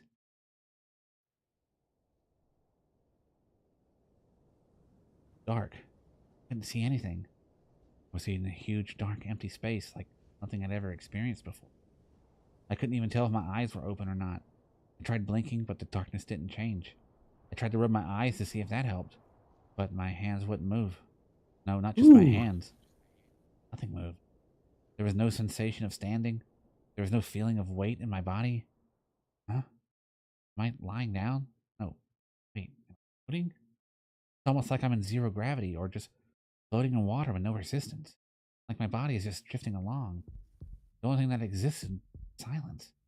I could hear the sound of my heartbeat echoing. But even in this overwhelming darkness, I felt a little better. Anything was better than seeing No die again and again. It didn't matter what. Compared to hearing No's last words over and over, I did nothing but float there. It was like being almost asleep, but there was something stopping me from falling asleep altogether. It felt weird and unpleasant. I tried to at least do something about the floating, but there was nothing to grab onto, nowhere to stand. My body wouldn't move. I wanted to find something solid. I tried my best to find it. Suddenly I realized, where am I? What am I doing here? No. This has to be more mind control. This darkness is just another hallucination. Ah! I tried to scream and wave my arms, but there was no sound and no movement. If I couldn't move, I wanted to at least feel something with one of my senses. It could be a bright light, screaming, even pain. An awful bitter taste, horrible smell. I didn't find something fast, I'd lose track of where I ended and where the darkness began. I know. Ooh. What about my shoulder injury from when my dad knocked me into the seats? I desperately tried to feel the pain in my shoulder. It didn't work. I couldn't feel anything, even whether or not it was bleeding. It felt like the darkness was gradually burying me, and like ants swarming over a piece of candy. The boundary line between my own body and the rest of the world got even blurrier. Oh, wait. I finally remembered a certain piece of information.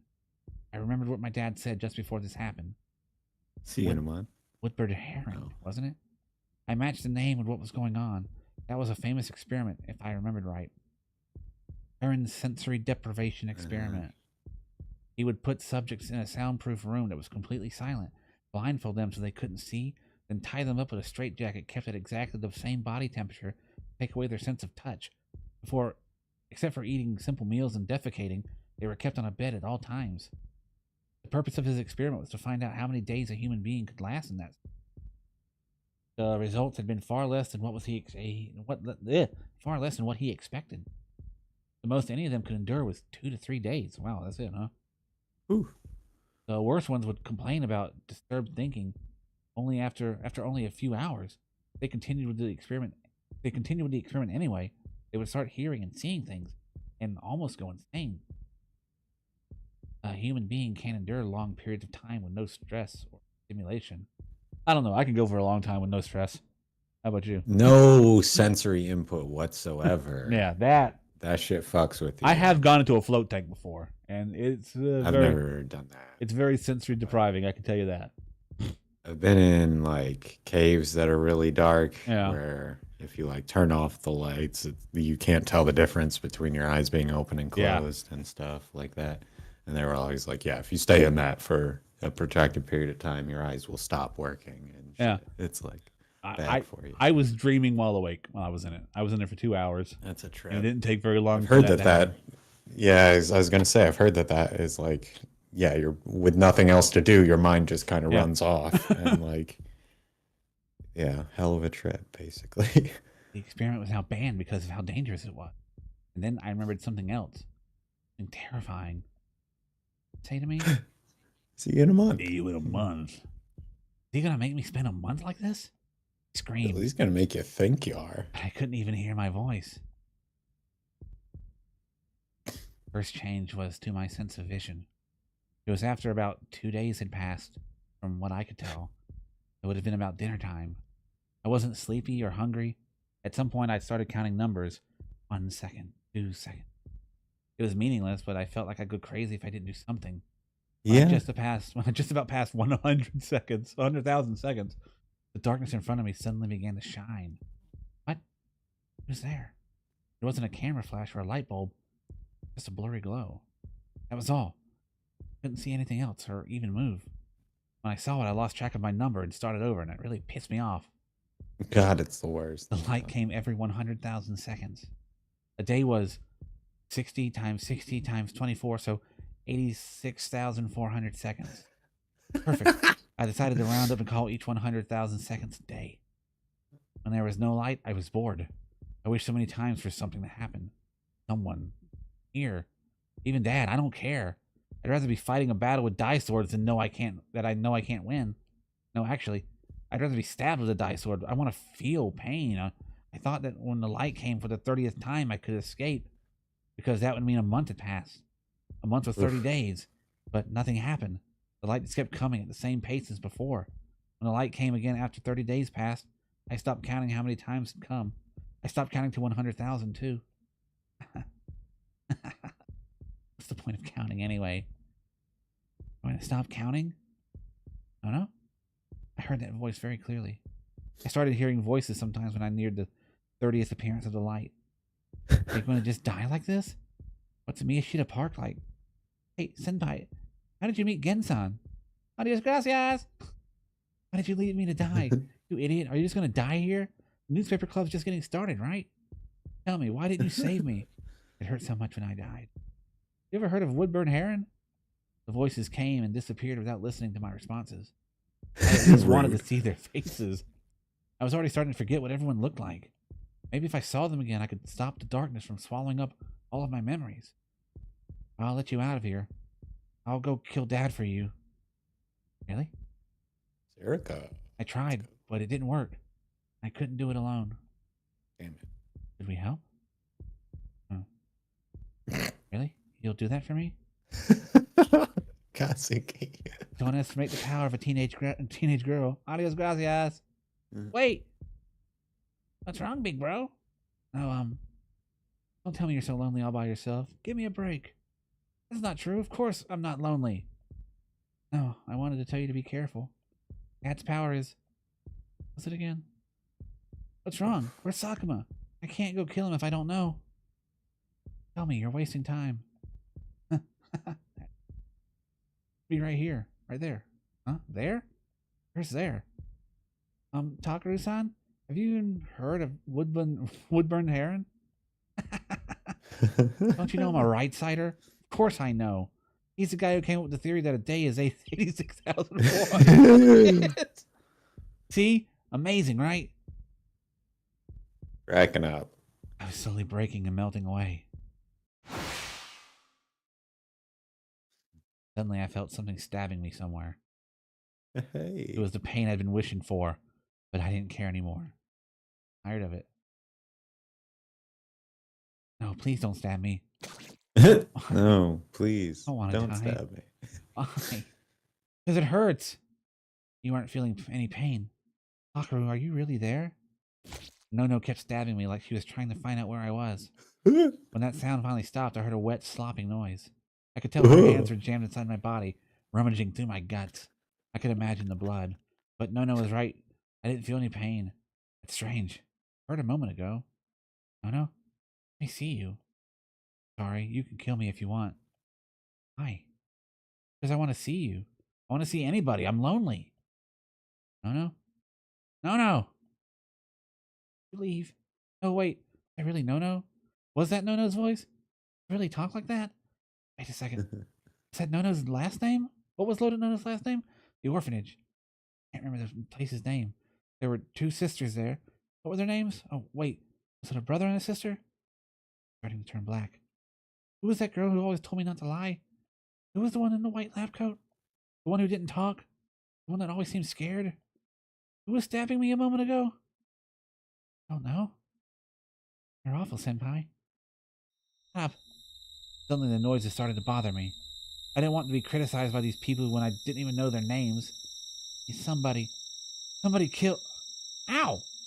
I was surprised by a sudden fierce pain in my head. That thud. I could feel the blood flowing in my head. How many months had it been since I felt pain so clearly like this? Oh, how many years? Maybe decades? How long are you going to keep doing that? I heard a lot more for me. I said shut up! All of you, shut up! I don't even know who you people are! All of you just disappear! Go away forever! Save me, XXXXXXX. When I said someone's name, everything suddenly became better. All the voices disappeared, and the pain in my head was gone. Taku, are you okay? Huh?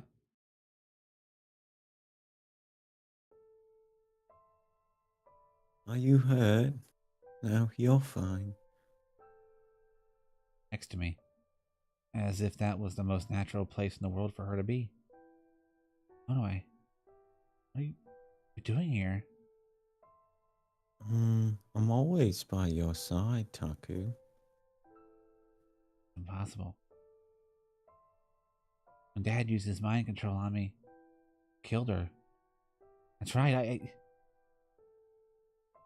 remember Dad used his mind control on me in the theater cube at the Ikariro. So that meant that this Erica is my delusions? Yup, just like old times, huh? Erica laughed. Didn't know why. So, how do you like it? What? Mind control, how's it feel? Rough. Yeah, it looks pretty comfy. You don't get hungry either, right?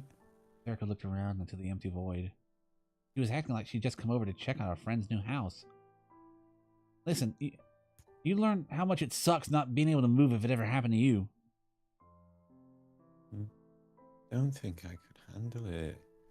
But you went through that during your physical therapy, right? I tried to move back then. I felt pain. Even if I wasn't moving, it felt like I was trying to move. Is that how it works? Erica tilted her head at me. Happening on the other side. The other side?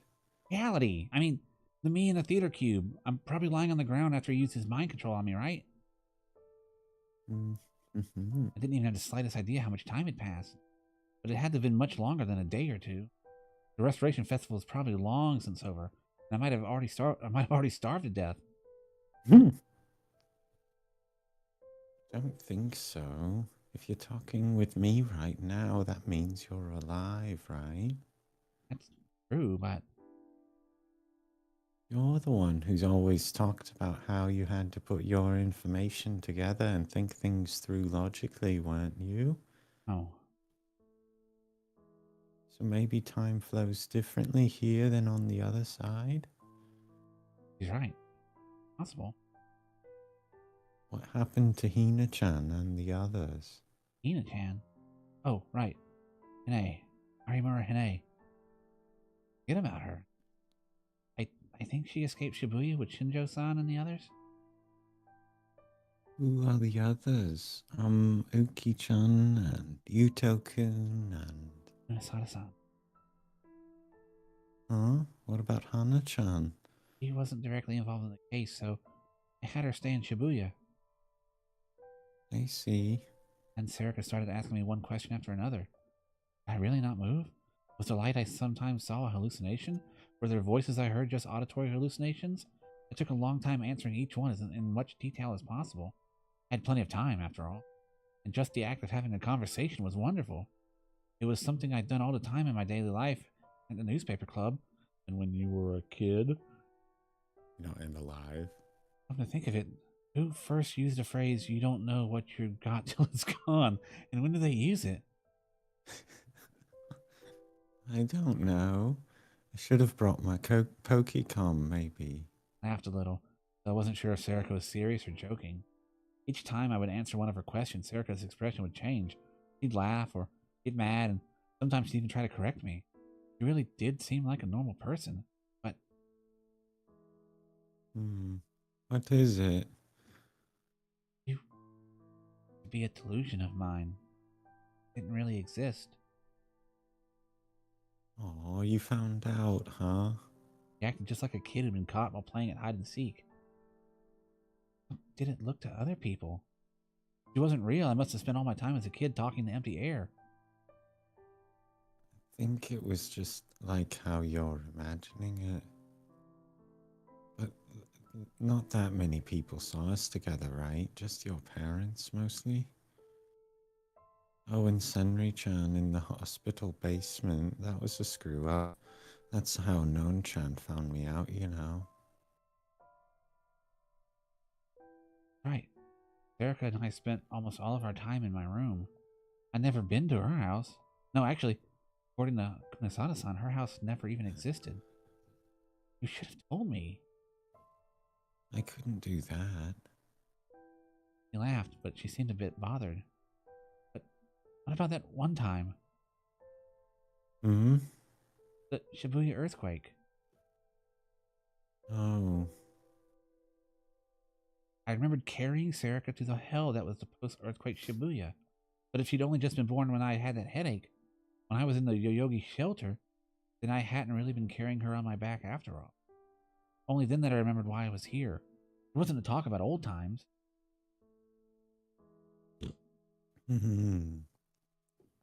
I don't know, but maybe you just seemed a little off. Not much worse than that. I was unconscious, so you didn't really talk to me much. And with everything else going on, I don't think if anybody cared if you were talking to yourself or walking a little funny. Huh, Taku? Huh? What's wrong? Nothing. If I could have moved my body, I would have been looking straight back into Sarika's eyes. When created you, what exactly did I wish for? You know, I'm not sure. Didn't seem surprised or upset at all. Because I only know what you know, right here in this moment. And only the me in the real world knows the answer to that. The Serica in front of me might look alive. She's really just another delusion of mine. So she doesn't know anything that I don't. I created her all over again just to help me get through this torture. She's just a... Oh.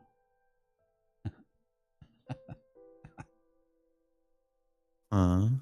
When I realized it, I felt so disgusted with myself. I felt so pathetic that I wanted to cry. I'd be so shameless. It killed real Onaway.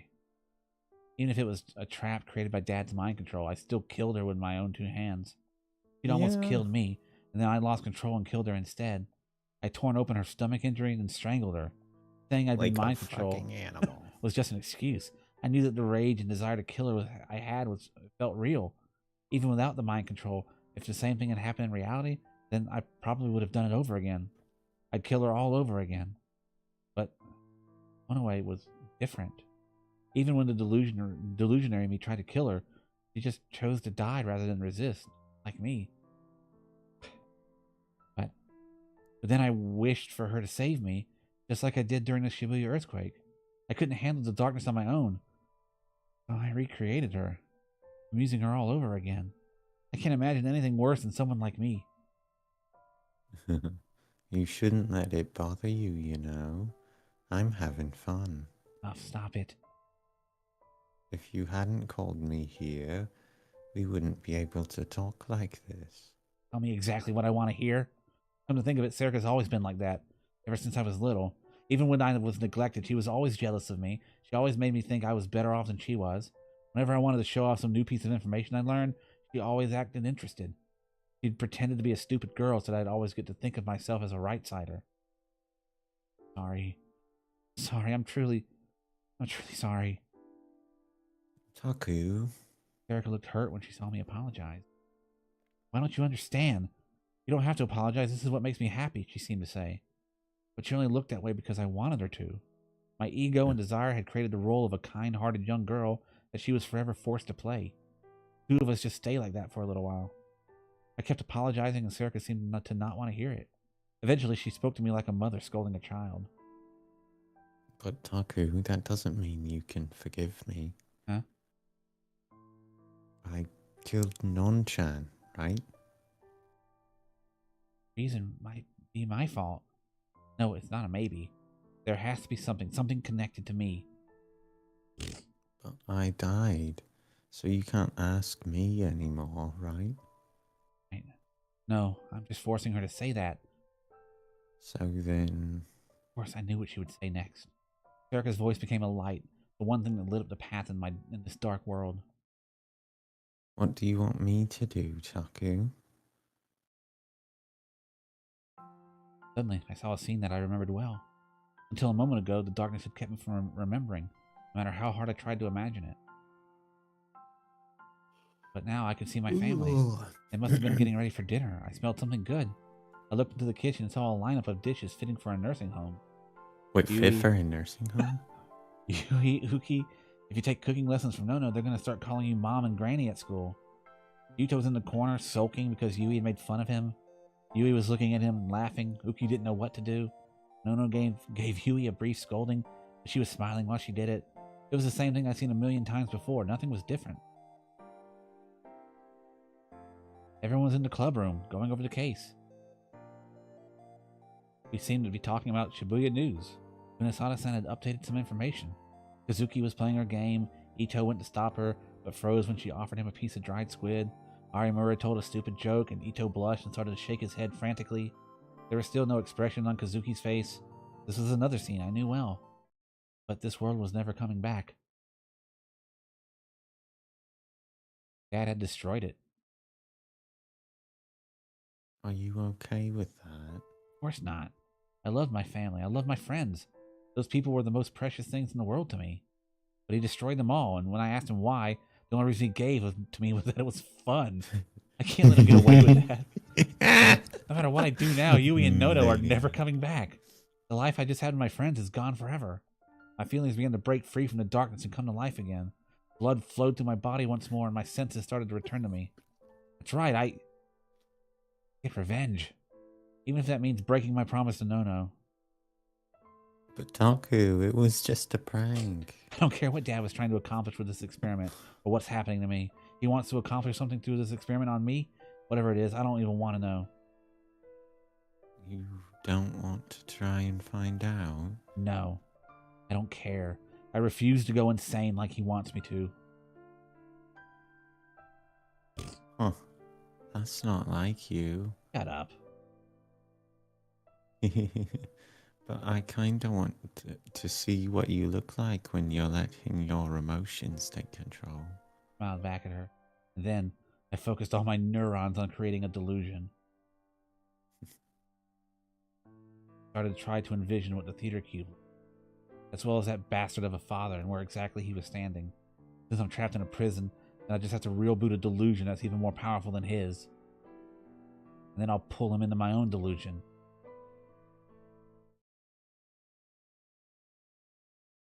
What I remember looked like this. Wasn't it a little brighter? The lights were shining down on the stage, right? Hey. Yeah.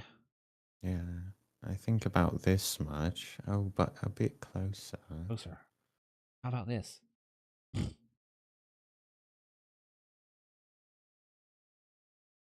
Okay. Those long hours with the camera really paid off, huh? Erica walked around the stage, checking to see if there was anything I'd miss. She must have been satisfied because she nodded several times. Is the place you're standing okay too, Taku? I'm still in the spot where I was at the time, then yeah. What if you aren't? I'll come up with something when the time comes. There's no way to be sure about this, you know. Erica pretended to be impressed with what I'd said. I laughed at myself, too. Was I really the type of person who was brave enough to do something like this? I used to think that risky decisions weren't courageous, but stupid. I used to think that courage was just a word people used to hide their stupidity. Oh, right. Taku? Huh? Don't try to avenge me, okay? Huh? You have to take revenge for Non-chan, but no taking revenge for me, got it? That's... Just listen to me. The only person you're allowed to think of when you do it is Non-chan, got it? Really am sorry. Thank you for everything. Those were the only words I could come up with. I didn't know what else to say to her. Come on, Taku. Get a hold of yourself. Otherwise, what did I come here for? Erica pouted. It was the same thing she used to do in the newspaper club. I tried to stop my tears from welling up again. I'm fine. I'm in control. Have I ever not been in control? Well, there was that one time, or the other time, and then... Stop counting them on your fingers. Erica laughed. And then she looked at me right in the eyes. You'll probably only have one moment where he's off guard when you come back. So you've only got one chance. One chance is plenty. That's right. I would only have a few seconds in the world of my delusion. A few seconds when I got back to reality. I'd probably have less than 5 seconds in total. If he'd been researching psychics for as long as he said, he'd notice what I'd done immediately. So I'd only get one shot at this. Didn't work. Definitely kill me this time. Erica looked relieved when she saw my resolve, and then she smiled and started to fade away. If her job was done. And at the same time, I felt a stabbing pain in my head. It was a pain from where the dice sword appeared.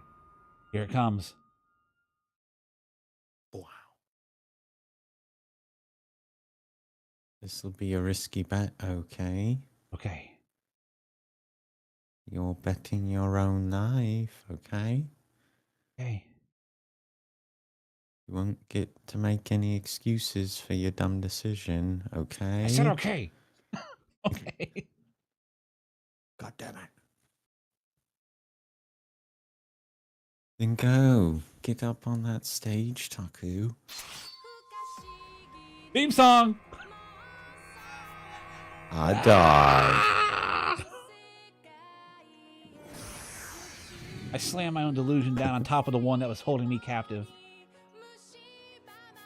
Apply one new delusion to the stack. It was like splattering bright paint on a black canvas. In a single instant, a perfect replica of the theater appeared. Yes, it's working. Dad was right in front of me. He looked surprised. I could tell from the shock on his face that he hadn't realized it yet.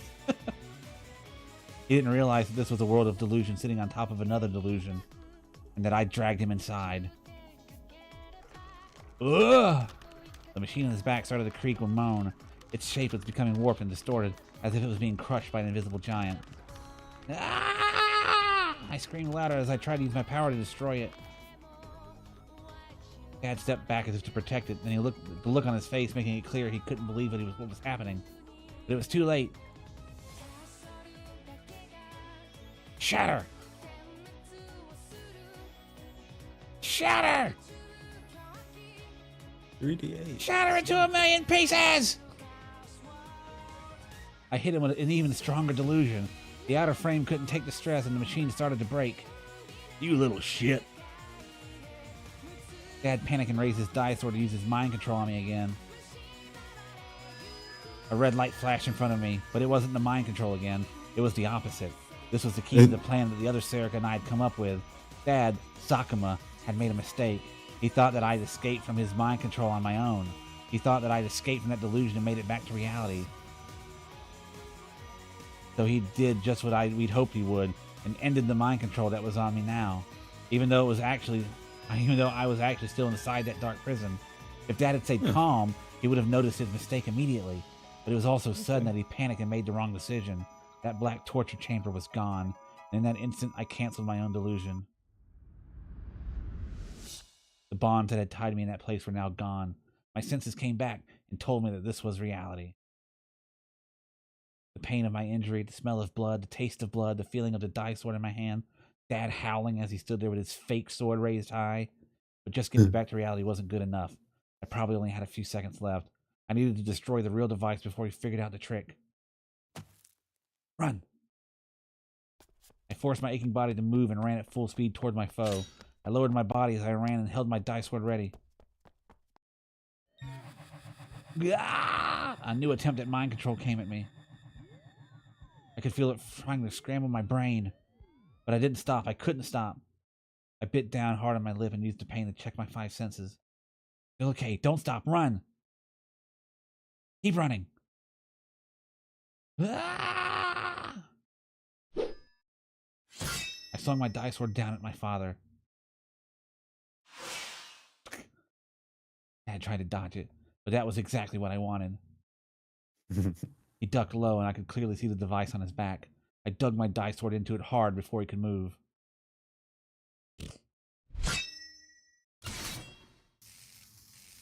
Hello.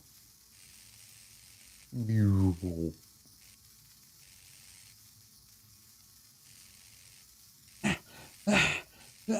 Panting, I pulled my dice sword out of the device. Parts flew everywhere. The strange light had been giving off disappeared, and the artificial dice sword he was holding lost its glow. Pain in my head created by his mind control attempts vanished like it was never there. As soon as I saw the device was destroyed, I fell to my knees. I spent all my energy while running at full speed, and it hurt to breathe. I was dizzy from lack of oxygen. You piece of... He's still a pretty big dude. Dad's mood suddenly began to change. He seemed to realize what I'd just done. The smile on his face vanished, and instead of anger, there was now no expression at all. Do you know how hard I had to work to rebuild this thing? I never heard him use a tone like that before. Sakaru. What? Why didn't you break? Why are you alive? No, why are you still sane? There's no way you could have endured that. I know I locked you in there for 30 days. Did I screw up? No, there's no way that I could do it. I couldn't. I used my dice sword as support to help me to my feet. It was fine. I could move. I could move just the way I wanted to. I was sure of it. I definitely made it back to reality. Answer me. How can you move? Ready my die sword again without saying a word. There was still no expression on Dad's face. I see. Her, huh? So that's it. I looked down. Erica was lying there, looking like she was asleep even though she was dead.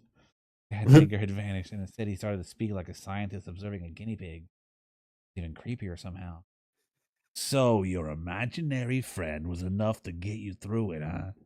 I didn't see you going to the person you just killed for help. Yeah, you know, Damn month in it. sensory deprivation, though. Now that's no fun at all. Dad raised a now dull tie sword and walked toward. Yeah, it's still a heavy piece of metal. I think, because it's not glowing. Yeah. It was no longer an artificial think die sword. it's sharp Just a because regular it's a normal sword. Still, But yeah. it was still a giant metal blade. Yeah, giant metal blade. Even Right. without its powers, it was more than capable of killing me. Big dude.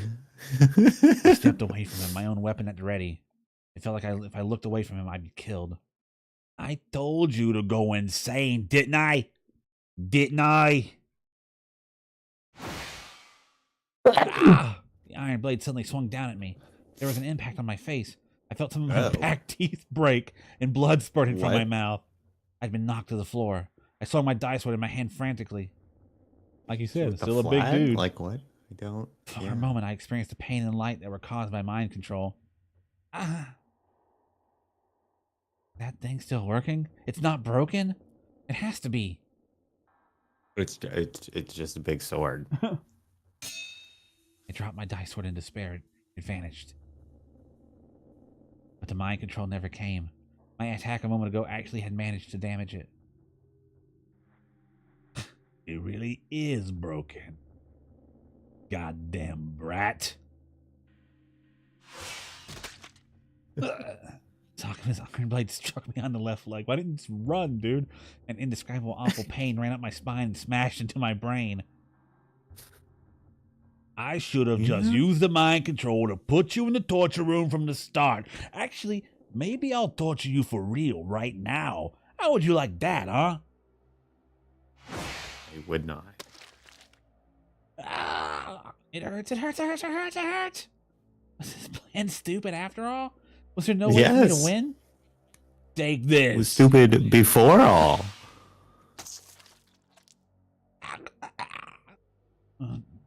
Nah, there's nothing new to be gained driving someone mad with pain. A lot My of leg. literature on that. My body. Why are they still there? I couldn't move, just like in that black prison. Maybe I should just kill them all in front of you instead. Huh? I could hear those words clearly, even if my whole body was screaming with pain. They're probably still in Shibuya, right? Ah! The instant I understood what he meant, I forgot about the pain coursing through my body. Yeah, that's right. The more important they are to you, the better the result. This'll definitely work.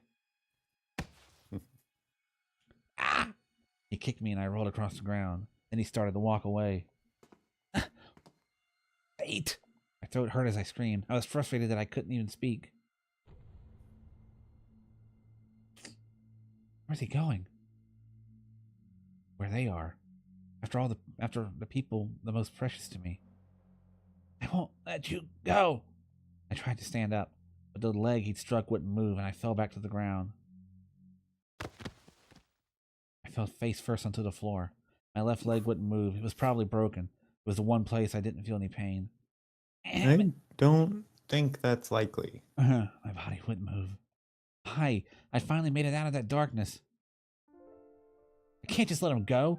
Move! I don't care what moves. Move! Move! I'm gonna kill them right in front of me. Kill Arimura, kill Uki, kill Yuto, kill Kunasada-san? I won't let you. I won't let you do it. As my vision blurred from the pain, I saw Serika's body lying on the ground. You have to take revenge for Nan-chan, but no taking revenge for me. Got it? I won't let you! I howled. Uh-oh.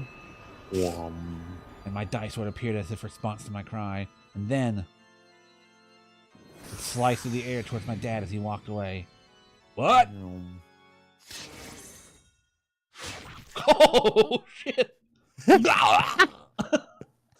My dad turned around at the noise just in time for my dice to impale his throat. And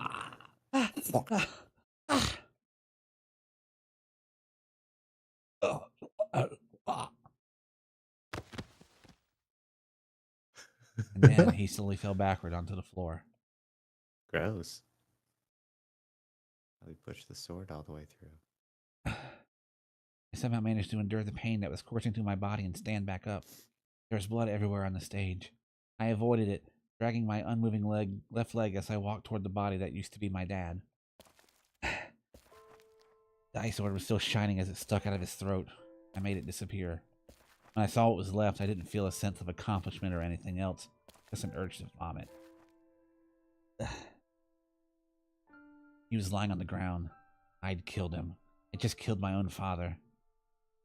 That's Hell 2 is kills this? today. What is happening? Taking revenge for Nono and Yui didn't make me feel any better at all. I didn't feel happy at all. Huh? Suddenly realized that I was crying. I didn't know how long I'd been crying for, but my tears were red. Everything around me felt like a lie. I was having trouble standing up, and not just because of my injury. This is how it felt to cross a line that no one should ever have to cross. I tried to smile and forget my tears. What the hell am I doing? Do I feel like this because I broke my promises and no? Oh, right. Erica. That was the real reason I came here in the first place. There's something I need to ask her. She did. I looked away from my dad and walked over to Serica, dragging my leg behind me. That's not happening now, is it? I looked down at Serica and reached out my hand toward her. I wanted to at least fix up her clothes, but they'd messed up. There was a loud, heavy noise and an impact around my stomach. Oh. What was that? Undead. I looked down at my body, trying to find the source of the sound and the noise. And there, I saw a dice sword stomach. Was Serica's? the same one that had taken Nono's life. Be together forever. 6, 2015, Friday. 10:50 p.m. The second Shibuya Restoration Festival was now over. Huh. The murmuring among the crowd at Memorial Park started as soon as the Shibuya Ward Mayor finished his speech. Some people headed straight for the station, glad to be done. Some people were so moved by the speeches given by the victims that they stood in front of the memorial, wiping away their tears.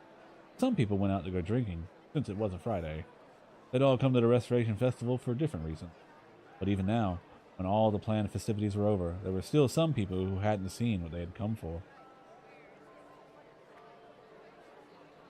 What? He's not here. What idiot said he was going to be here? The whispers started from all over the place, and others agreed, even though they would never say it. They all looked around with searching eyes. Everyone was looking for Miyashiro Takaru. At the same time, Shibuya Scramble Crossing. This place was even more packed than Memorial Park, and the reaction was even stronger. What? You didn't honestly think he'd come here and kill himself in front of everyone, did you? Don't believe everything you read, you dumbass wrong sider. Wow, that ticks me off. Some started to say that the whole thing was a hoax, and more people began to leave. The ones that didn't move at all were the ones in the masks. They were waiting for Miyashiro Takaru more than anyone else, but the festival was over. When the heat and passion of the festival began to fade, reality came crashing in. They began to doubt. He was the mastermind behind all those murders. They thought that it would be nothing for him to commit suicide in public, but were they wrong? Or was someone that brilliant capable of making an announcement like that, then managing to escape? The ones that stood in groups began to stare at each other with their three-eyed masks, trying to guess what the others were thinking. Should they move somewhere with less people? They waited for someone to suggest it. That's that. And then something happened that saved them. At the center of the commotion were police officers running somewhere in a hurry.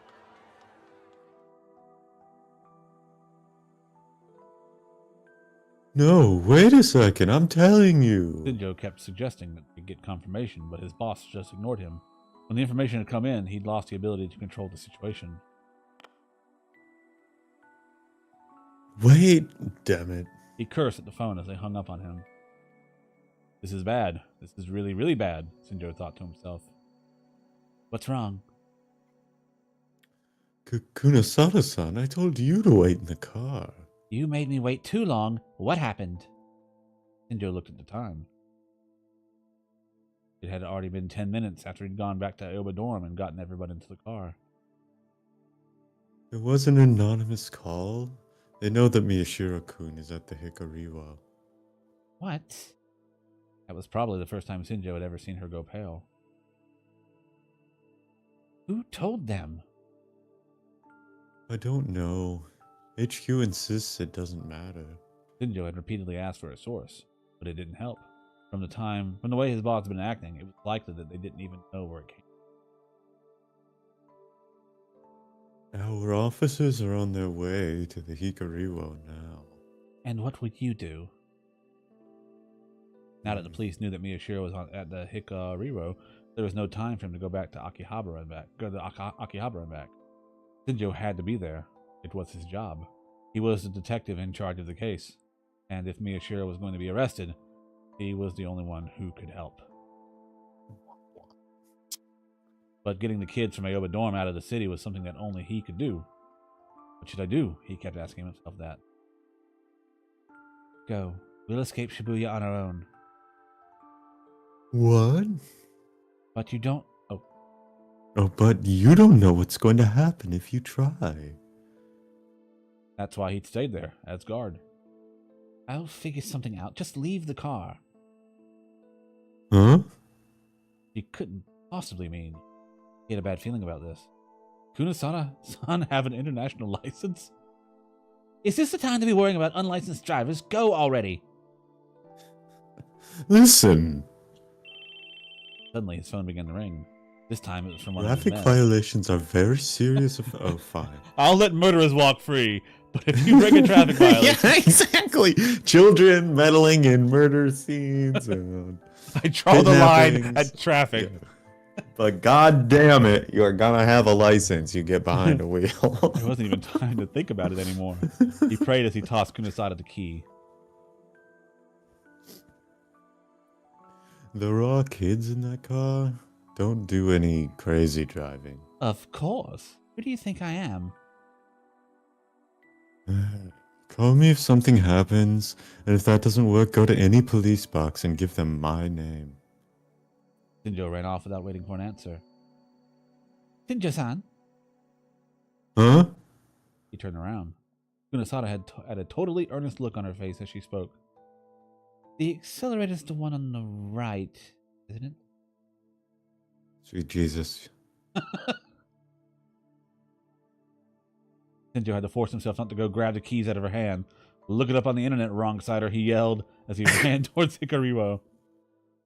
Not helpful. It was cold. It was cold. And I was sleepy. Body wouldn't move. Huh? A lot of that lately. Am I back in that world? Dark prison? No. I can still feel pain.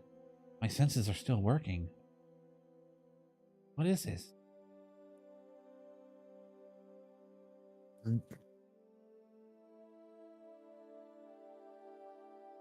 Suddenly remembered where I was.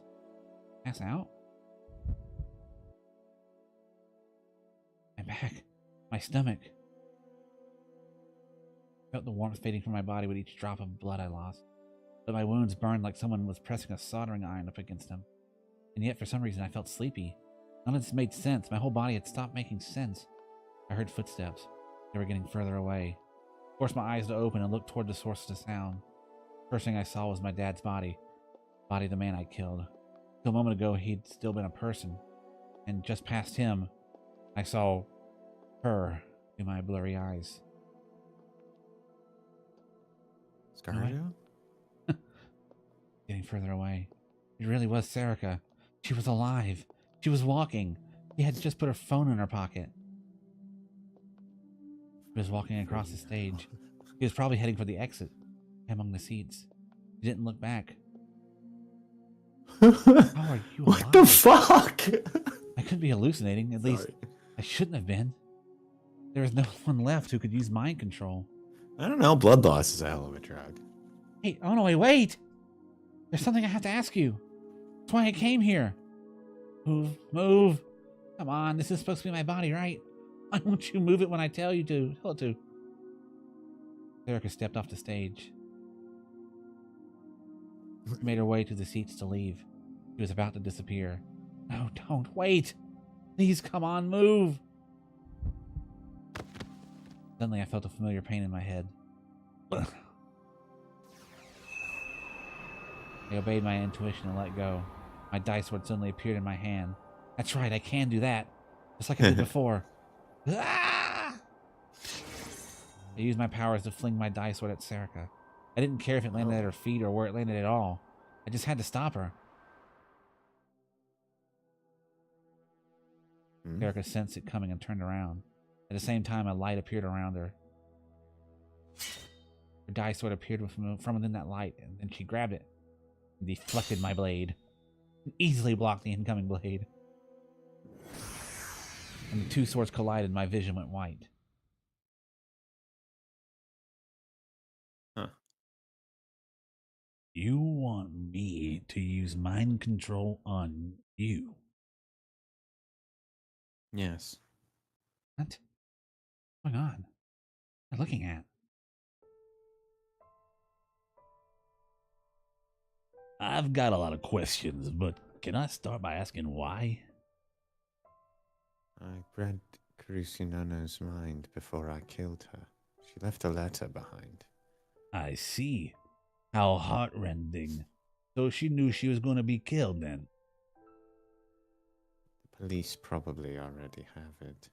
Sooner or later, Miyashiro Takaru is going to read it, and when that happens, Miyashiro will be held back by her death and by what's inside. He'll try to do what the letter says.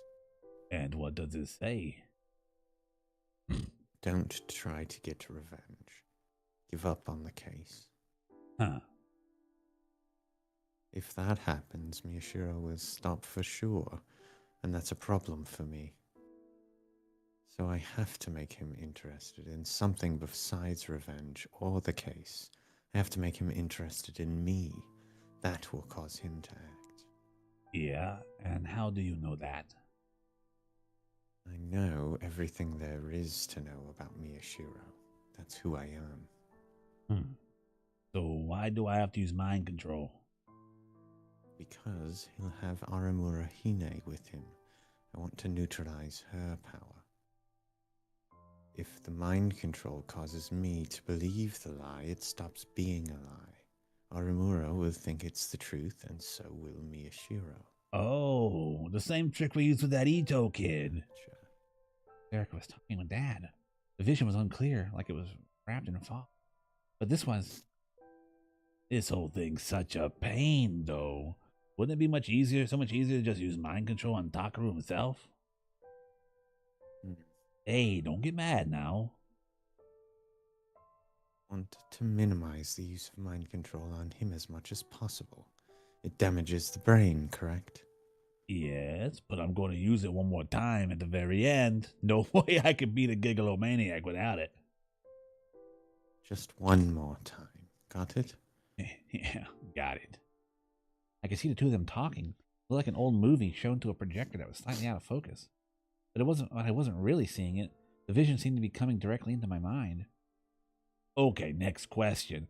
What do you want me to mind control you to do exactly? The script will work like this.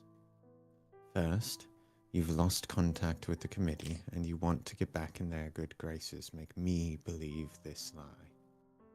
Second, you've betrayed me and are trying to make Miyashiro Takaru out to be the real culprit in order to win the committee's favor. Make me believe this as well. Third, make me tell him myself at the appropriate time that I was the one who killed his parents. And finally, change the reason I exist. Right. These are probably Serica's memories. Are her memories coming into me through her die sword? You want to involve me in your lies too? I have to. There's another person besides Aramura who's a threat to the plan. Kunisata Mio. Her, I see. She knows too much about what's going on. That's why we make up the story about the committee. Whenever the committee's involved, she stops thinking straight. If we can make her think that I have information on the committee, she'll never let me go. Ironically, thanks to her, I'll be able to stay near Miyashiro. You're a scary woman. You figured all that out on your own? Or is this thanks to your mind reading? Tomato, potato. I'm the one who's controlling all the characters in this game. Game? I suddenly remembered something. The theory had come up in a newspaper club. The theory that Eric came up with.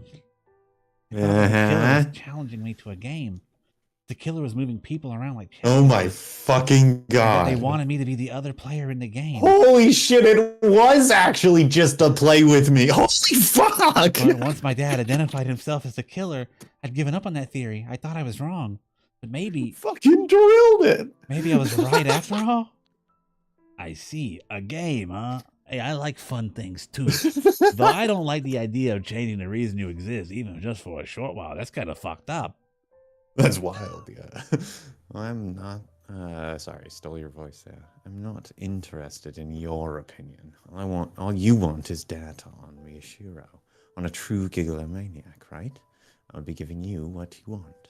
Well, that's true, but I've said this plenty of times before. The chance of Takuru's mind withstanding what I'm planning to do to him is 0.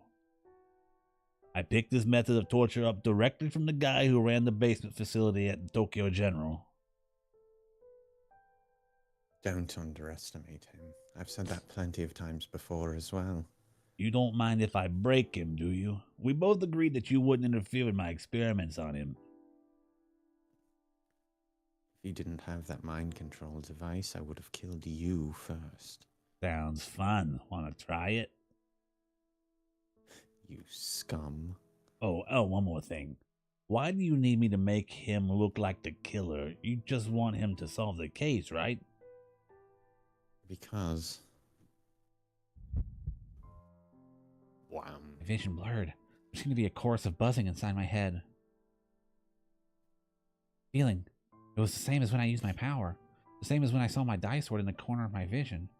Another vision came to me through her die sword. The him inside of him speaks to me. I'm different from other people. Lots of people say that, but most of them are wrong. They're all wrong-siders who just don't realize it. But I'm the one person who really is different. This... me? I survived the hell that was Shibuya earthquake, and somebody murdered my parents immediately after. The word special means something which is clearly distinct from others. Few other people have experienced the things that I have, and so... I really am special.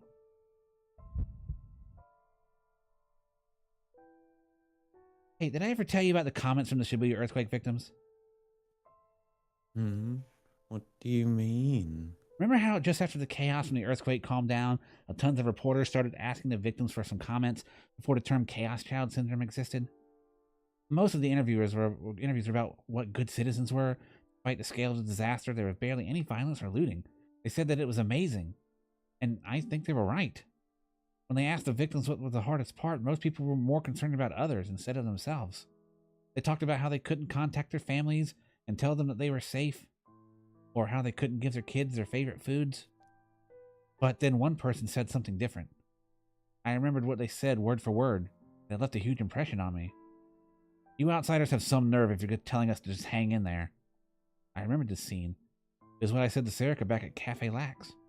It was just after the Love Hotel incident. It's incredibly important to him that he's part of the action. That's who he really is at his core. I don't know how you people can get so worked up over a single tweet. I could never do that. Let's just go check out that arson site from yesterday. It's close to here. This one looks like a juicy scoop. He dived deep into the internet, drowned in information, and tried to become a right-sider to help himself swim.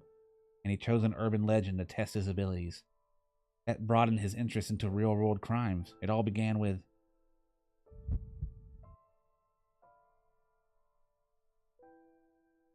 When we were in the 6th grade, the New Generation Madness started.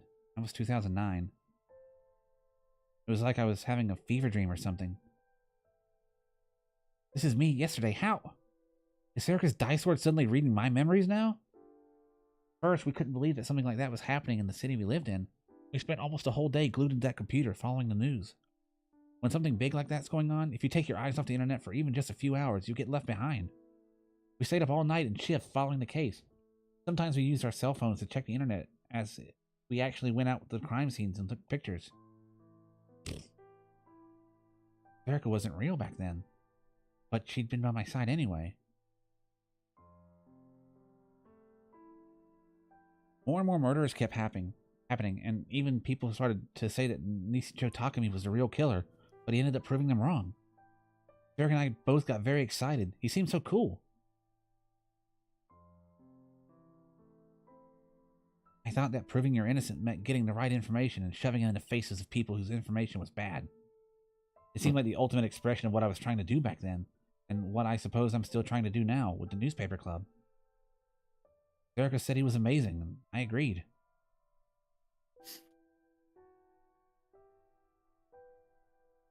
Oh, one more thing. Why do you need me to make him look like the killer? You just want him to solve the case, right?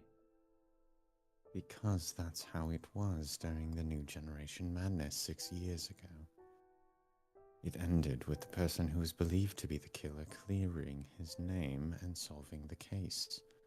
I know how obsessed you are with the New Gen murders. It was your idea to make all the dates match and have people start calling it the Return to New Gen Madness.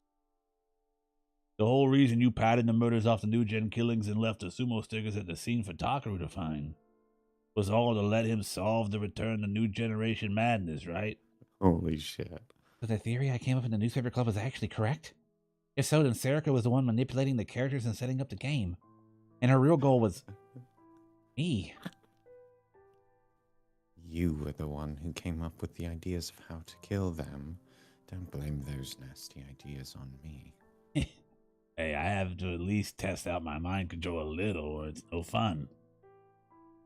But all the prep work up to this point is done now, right? So why do you have to make this end the same way as that old case? I'll say it again. Don't underestimate him. Huh. Miyashiro Takaru will keep on searching without limit. The reason he created me is...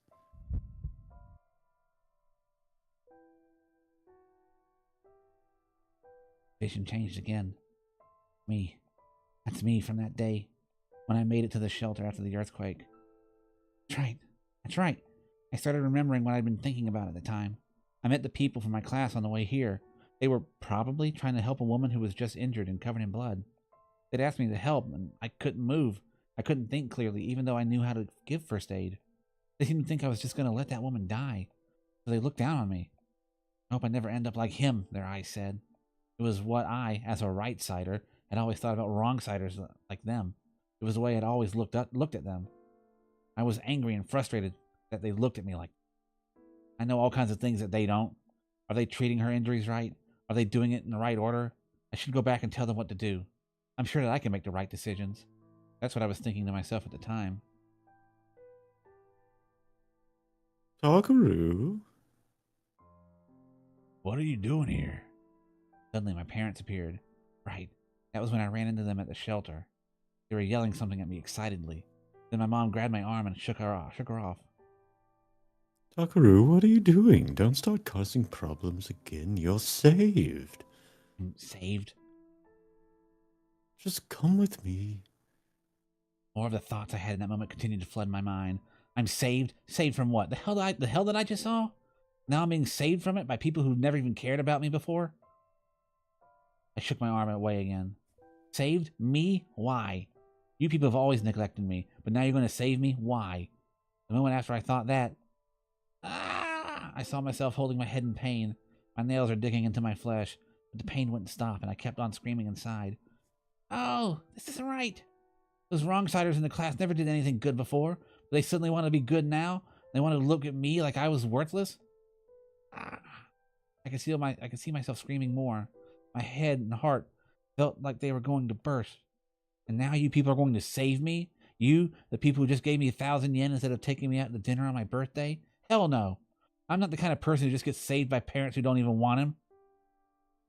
My mom was yelling something, but I couldn't hear what she was trying to say back then, and I couldn't hear it even now. Shut up. You just think I'm in the way, don't you? Well, I think the same thing. You're in my way. What do I do? What do I want to do? Why am I here? That's right. Where's Serica? I remember that at the time I'd carried Serica on my back to get her to the hospital, but I couldn't feel her on my back through the pain in my head. That's right. I'm doing what I'm supposed to do. I'm saving her life. Serica will understand that. She always tells me what I'm doing is right. She always understands what I have to do. She's always on my side. Suddenly my whole field of vision went white. Shut up. You people should just go away forever.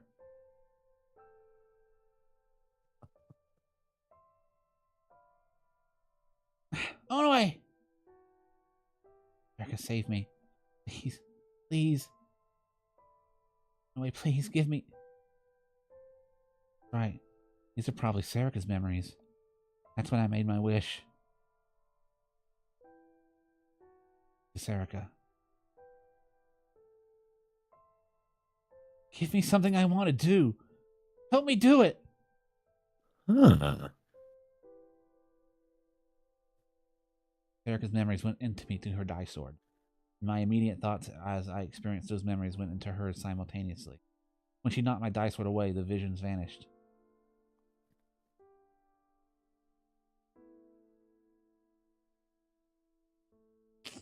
When I came back to reality, the first thing I saw was Serica's face.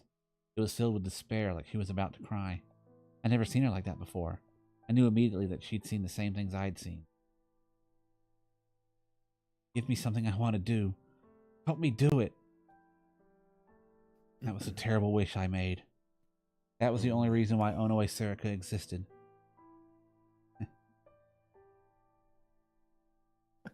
Laughter filled the theater. It took me a long time to realize that it was mine. The pain from my leg my dad had broken was getting worse, but the pain in my heart was somehow worse than even that. As I rose, Serica started to stagger backward as if she was terrified of me. When I saw her, I laughed even more. I survived the worst that my dad could throw at me, and a single truth was about to drive me insane. I went forward, dragging my left leg behind me. I looked and saw that where I thought Serica had stabbed me in the stomach, she only cut a bit of the skin on my side. It hadn't even reached my organs. This wasn't a fatal wound, which meant this was also just a big show? The sword that Serica had knocked away came back to me. I reached out my hand for it. This ends with you claiming to be the real killer? No, that's not right. That wouldn't make me the one who solved the mystery. It wouldn't feel like it was me. Stop it. I see. So it was Dad's job to be the real killer. I was supposed to kill Dad, and then once I think I ended things with my own two hands, you knocked me out, and then... No. And then you'd control what information got released to the public. Was that what you were going to do with your cell? Is that what you were doing with your cell phone? Did you call the police? No. Even without Arimura being here, I could tell that she was lying. Serica was crying. She was wiping away the tears with her sleeve. She looked like a little girl. No, she didn't just look like a little girl. She probably was one. She was only 6 years old, after all. Isn't that right? It was in a New Gen incident 6 years ago. He was going to be publicly executed, so you needed to have the police arrest me and drag me in front of a lot of people. And at the last minute, proof that Dad, that Sakuma was a real killer, comes out. Then I become a hero in their eyes. But that's it? Well, Onoe? My voice was shaking. The laughter was turning into something different. Serica kept crying and didn't answer me. Tears started to fall from my eyes and my vision began to blur. It was as if everything in our hearts were turning into tears and flowing out. When Utani died in the Don't Look case, and Takayanagi died in the Audio Bleed case, and when Arimura's friend Kakita died, and when Watabe the journalist died, and Haida died, to make it look like it was Minami Senri, and when Ito was mind-controlled into killing Yui, and when Nono died, all of that was my fault? No, I did it. That's right, you did it, and I made you do it.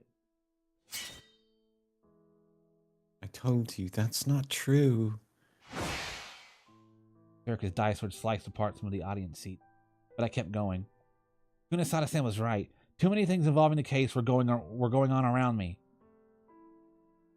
But of course they were, right? The whole point of the case was for me to solve it.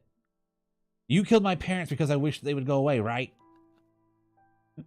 Erica didn't answer. I didn't expect her to. Cannot believe it. The case was amazing. It was just what I wanted. I thought it was a juicy scoop. Anything less and I wouldn't have wanted to solve it, right?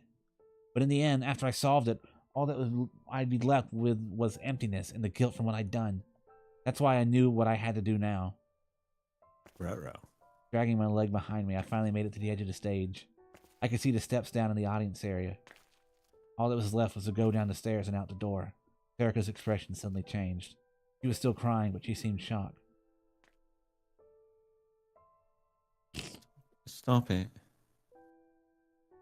She must have used her mind reading to see what I was planning to do. She ran to the bottom of the stage to block me.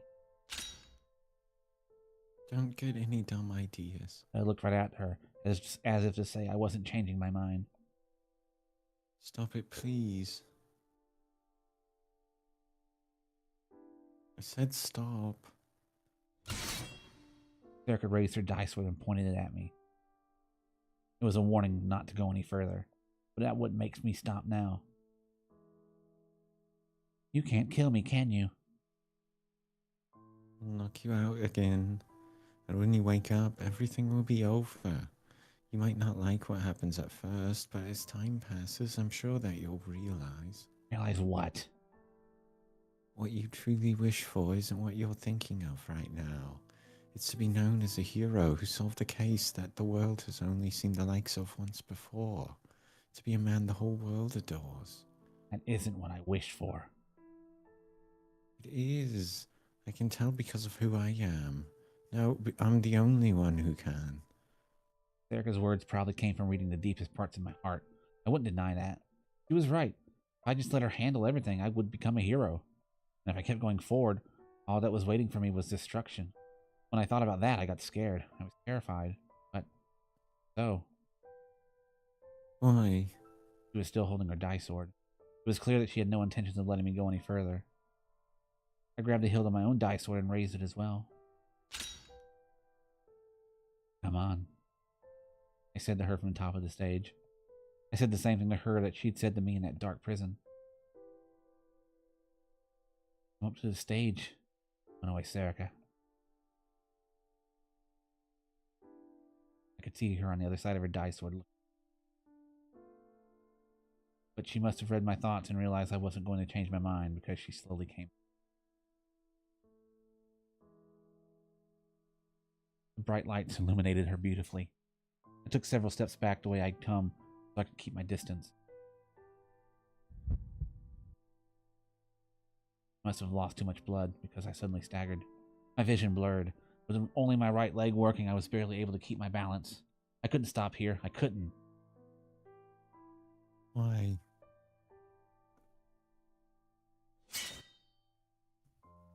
Why are you trying to tell everyone that you're the killer? No, why are you letting them think it was you? The only one who believes that are the people down there, the wrong-siders. You're a right-sider, and they're the people you hate the most. The ones who don't even realize that they're being manipulated by false information. Which, if you think about it, Miyashiro's been manipulated by false information the entire game. The whole point. So he is The not a irony of right all side. irony. Onoe is false information. Yeah. Like, they're just a bunch of idiots who came to watch you kill yourself the same way they'd all go watch a movie. If you say you're the killer, they'll be just what they want. That'll be just what they want. Why didn't he kill himself? He's an asshole. No, he's a god. You can imagine what they'll say. I knew that. I could easily imagine it. The ones outside the Hikariro building right now were probably the same ones who'd been partying at Shibuya Scramble Crossing earlier. They were probably a lot of people writing irresponsible comments online.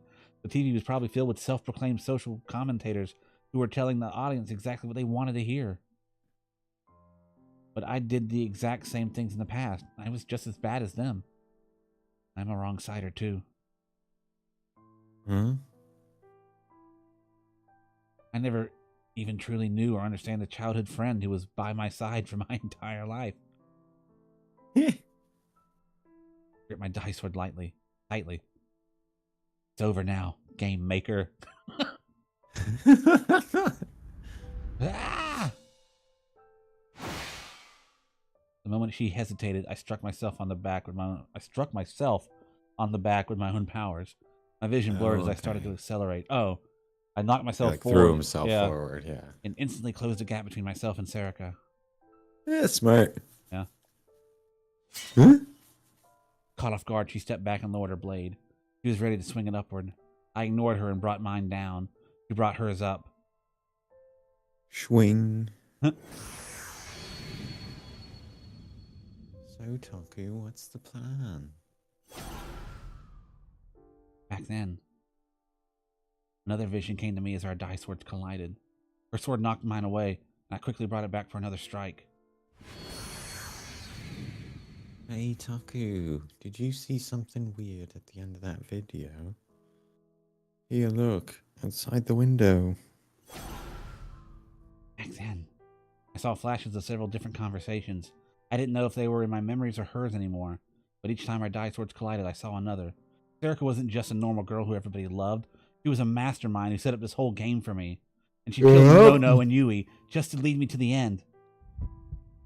Remember I said there's a little bit of Doki Doki in this? Yep. Ah! The symptoms of blood loss were getting worse. My vision was darkening and it felt like I was about to pass out.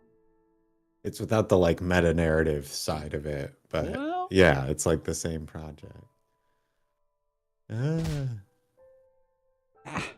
It kicked me. The sudden fierce pain in my stomach knocked me off balance. I dropped my Who dice throws a shoe, honestly?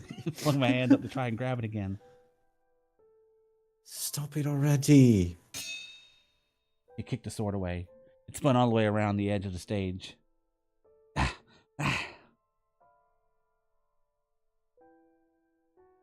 Just stop it. Ah! I fought through the pain and used my powers on the dice sword.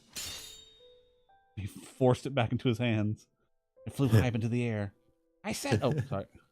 I said stop it. Serica screamed in rage, but I wouldn't stop.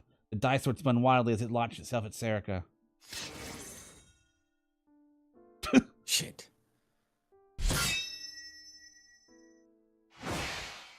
He knocked it away. Well, I'm not done yet. Take this.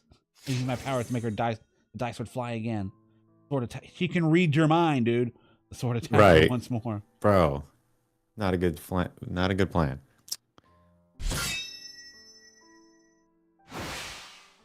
She knocked it away again. Each time it came at her, Serica knocked it down. I couldn't even land a single attack. Damn it, why? Why? I realized she was looking at me. She wasn't looking at the sword. That's right, her power. That's why I can't hit her. The sword lost its energy and clattered onto the floor. I fell to my knees and collapsed.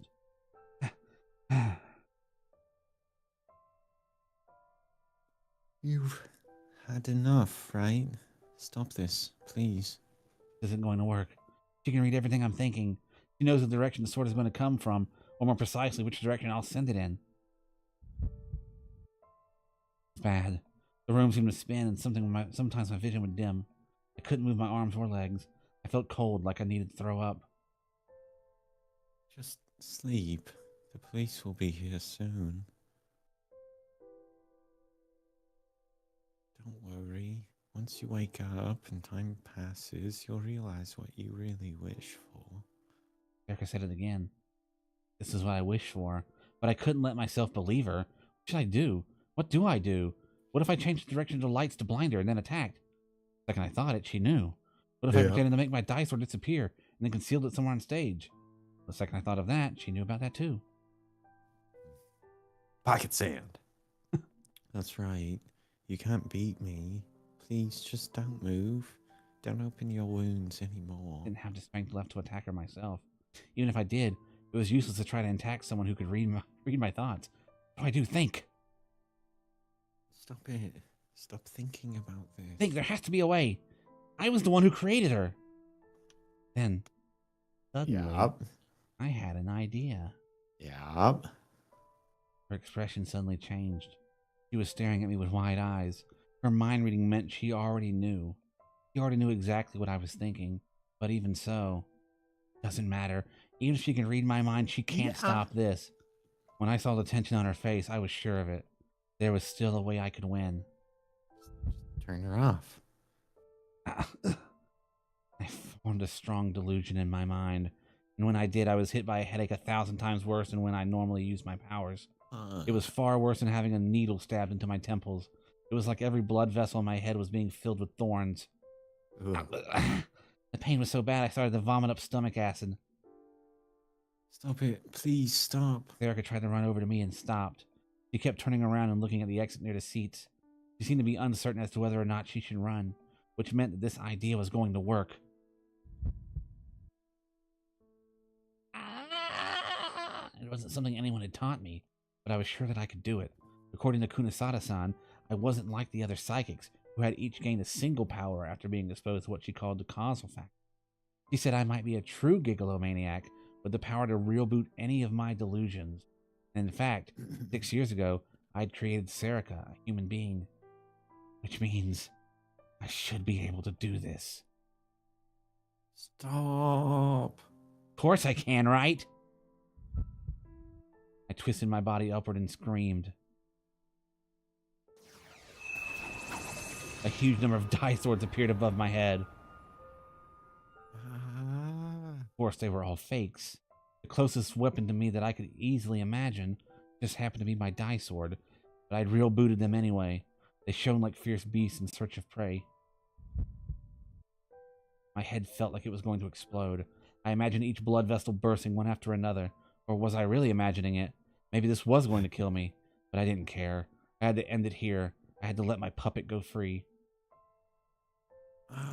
Erica changed the form of her die sword and spread it out as far as it would go. She was going to try and block them all. I screamed and sent them all flying at Erica. Omni Slash. I would have just, like, you don't exist anymore. No. And so...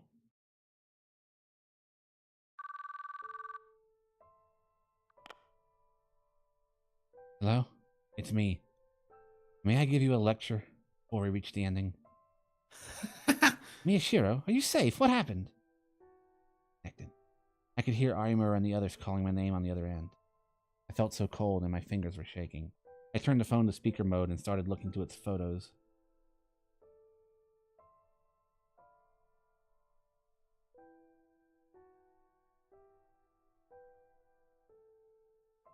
Let's say, for example, that you lived on top of a tall building. You looked down and saw a woman killing a man. You put the phone up to your ear to call the police, but your eyes meet with the woman's. She points at you and says something. What do you think she's saying? Don't tell me you're being mind-controlled. You know those psychopathy tests don't work, right? Figured you known about that. Yeah, they only don't work if you know about them. Well, a normal person would say something like, don't move, don't call the police. But a psychopath would say something different. 1, 2, 3. You'd be counting what floor you're on. That's right, so that she can come kill the witness. Supposedly it's because they're thinking from the killer's perspective, not the victim's, but... There was only silence. She must have decided there was no point in answering. But she was still listening.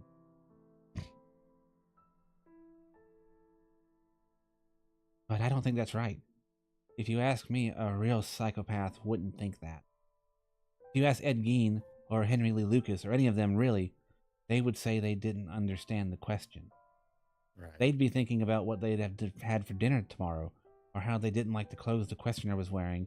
they'd be thinking about something entirely unrelated to the mindset of the culprit and victim. It's the same with the Rorschach test or anything else. There's no meaning to the answers they give because to them, None of it matters. it's all a goddamn game.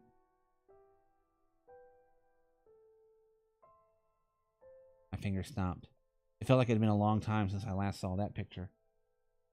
Wonder what they were thinking. No matter what you asked them, no matter what they said, they were actually looking at something else. One single goal. So that nothing they said actually mattered. Are you sure you're not being mind-controlled? What happened to Sakuma Nonoe? Are you okay? Unosada-san must have sensed that something was up because the tone of her voice changed. You kind of knew about her, didn't you? The wound in my stomach and the pain in my head counted as time as regularly as a clock. Thud, thud, thud. There was a silence, and thuds long. I don't know the exact details, of course, but if what I imagine is close to the truth, then she was, without a doubt, different, in the sense that she was a serial killer, of course, but also that she was different from normal people like us and you could possibly get. Like us, as you could possibly get. I'm sure. If you ask her that question, she wouldn't tell you about counting floors. Unosada-san understood after all. She knew that something was wrong with Serica. How could I have known? Doesn't matter. Answer me. Are you safe? No, don't worry about me. Do you think I ever could understand her? I heard a small sigh on the other end, and then a sharp voice that cut it off. That's impossible. I told you, she was different. She was a different kind of human. No, a different kind of existence. There was no way someone normal like you could have understood her at all. Unosada-san's use of the words different and normal, I thought they were very fitting. Serica was different. And was normal. Oh. What's wrong? I had a sudden premonition and looked down at the dice where I used this to real boot Serica. That's right, I created her, which meant I could do it again. No, it's nothing. I'm sorry, please take care of the rest. Now she would understand. Unosada-san and Shinjo-san could deal with all this. I went to hang up without listening for her answer. But, wait, Miyashiro, tell me one thing. Yes, what is it? I said you were normal back there, but what would you say? You mean that question I just asked? Of course, I would be counting 1, 2, 3. Of course. Oh, I wouldn't be counting. Of course, I wouldn't say not to call the cops either. Because I saw both those answers on the internet already.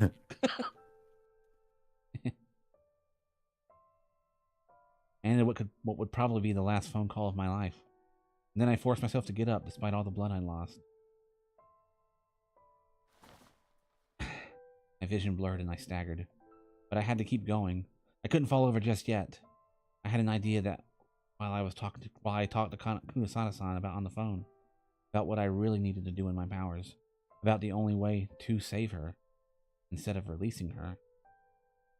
Serica was lying face down, unconscious. She was a mess, blood everywhere. But it wasn't fatal. She was still breathing. She was probably just unconscious. I forced my wounded body over to her. I put both hands around the hilt of the dye sword I'd been using to support myself. The sword had no weight, but it felt like I'd drop if I didn't.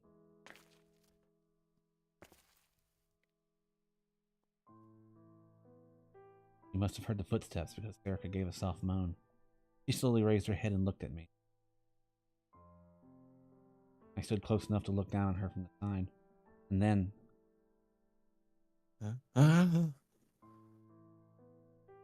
Her eyes went wide with shock. And then she started to crawl away from me. It sure is a convenient power, I thought to myself.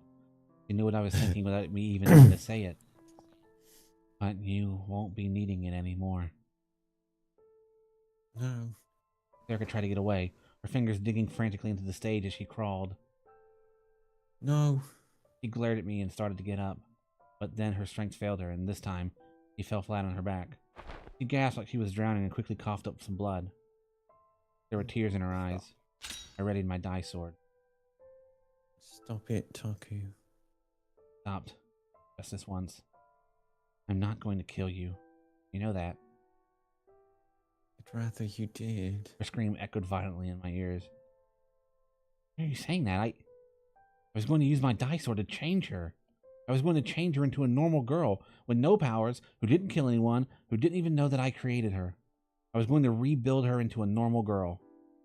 I can do this. I'm the only one who can. I already created her from nothing. I knew I could do that. I could make her normal. No, I don't want to. She was crying like a baby. You scared? Afraid? Why? Don't take my reason for living away from me. She was weeping and her voice was desperate.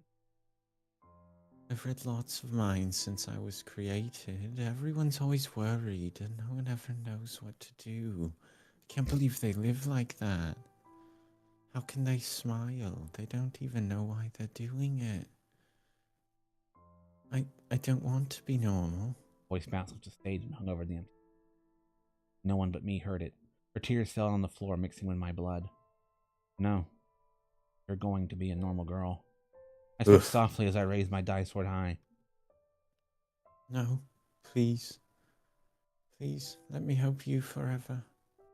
Remembered what was in Nono's letter. Forget everything and live the same life as everyone else does, but don't get buried among the crowd. Doing that is impossible for me now, but I know that you can do it. This is it. Bye. Taku.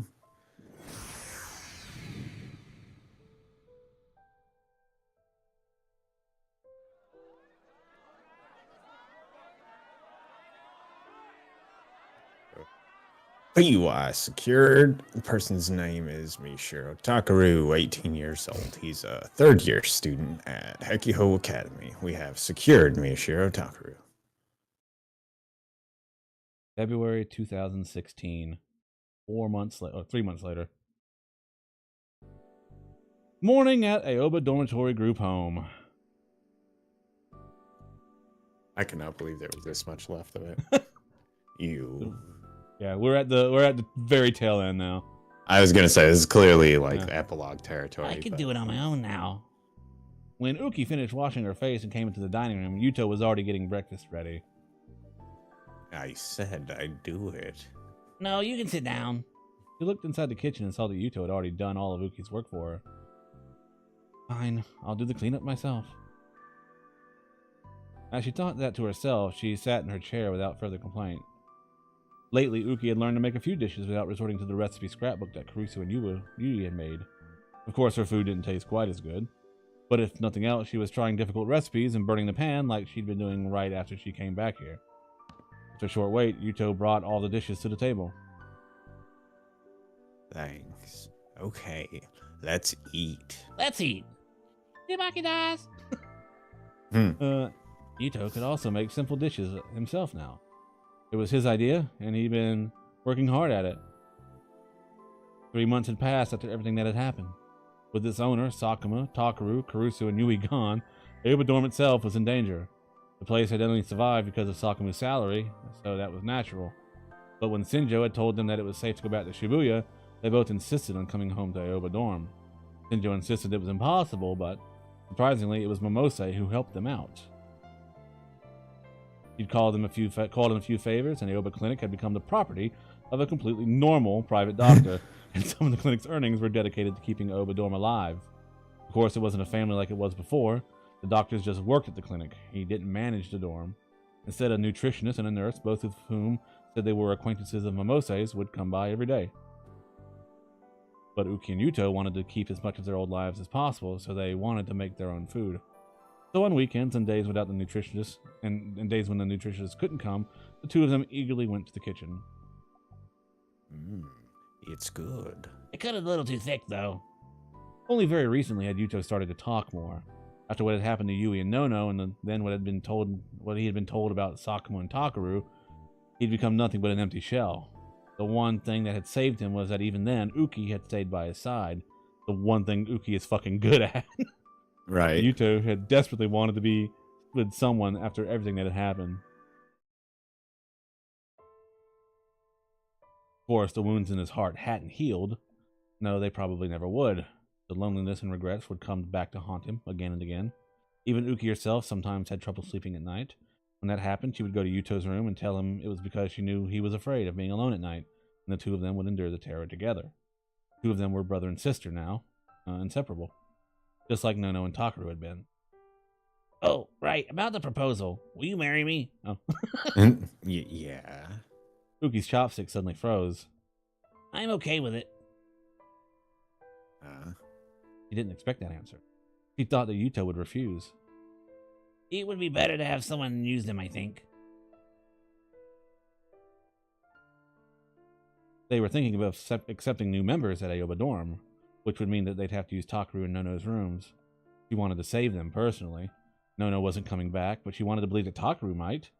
But if Yuto had made his decision, she had to support him as his big sister. You're right. She smiled the best she could and started to eat more of her little brother's cooking.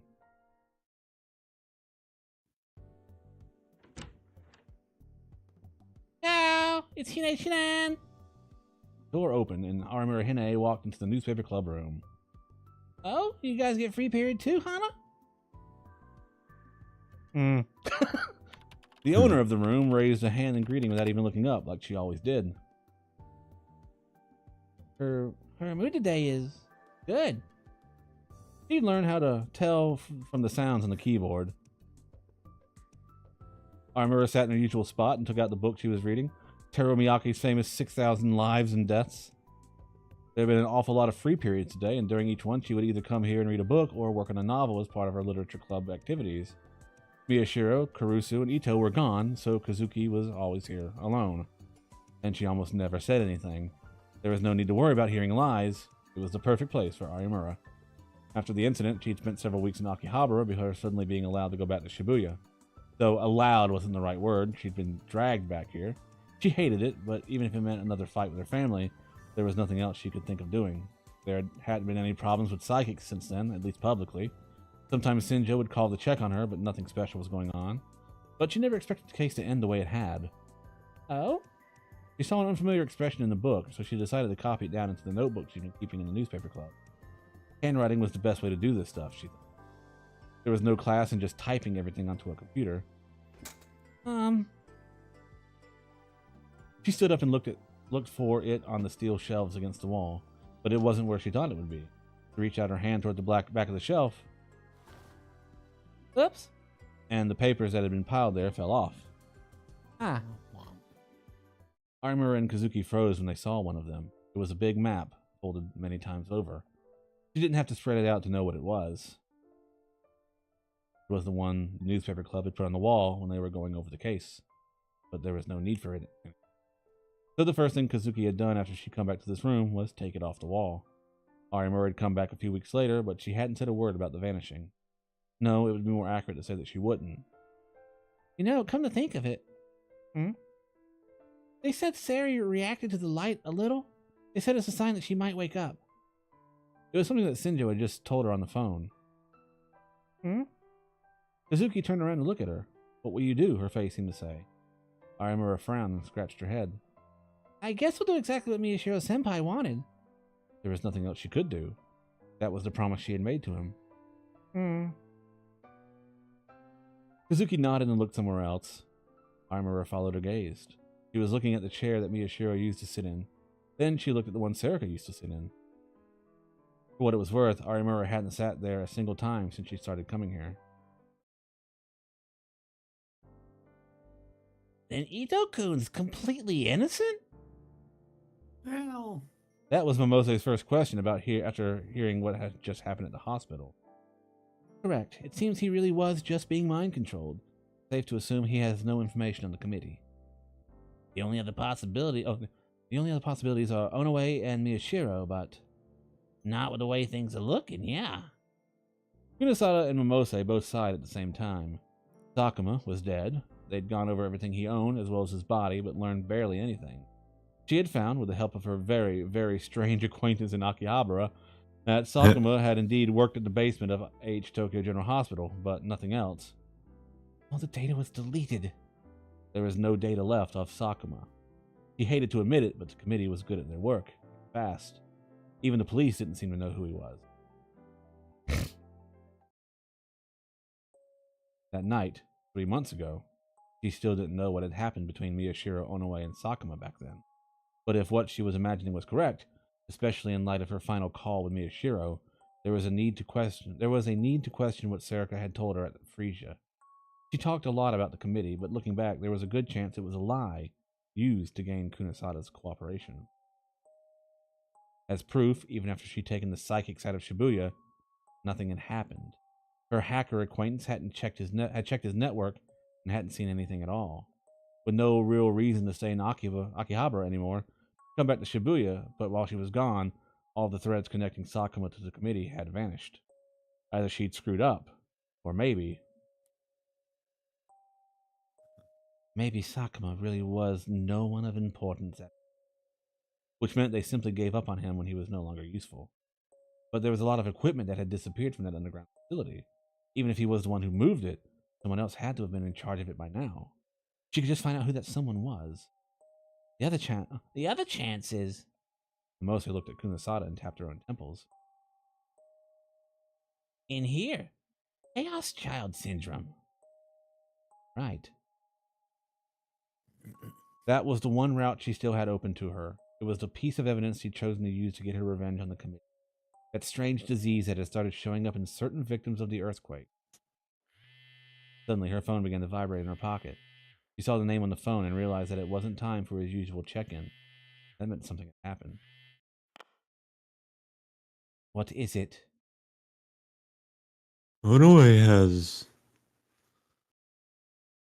February 2016.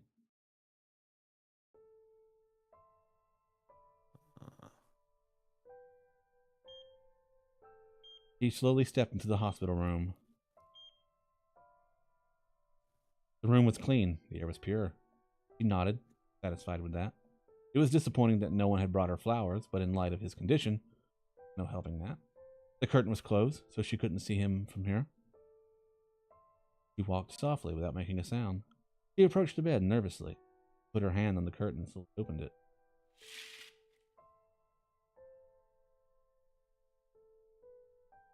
The person she was looking for was lying there. She sighed in relief, and then brought her face close to his as if giving a kiss to a loved one. She was close enough that her short hair fell on his face. He's fine, yeah, he's fine, she thought to herself. He had lost a little weight, but it was still the face of the boy she'd known for years.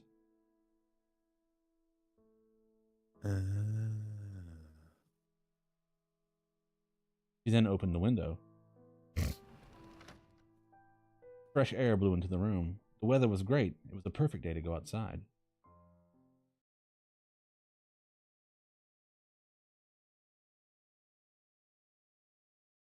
Let's go, Taku.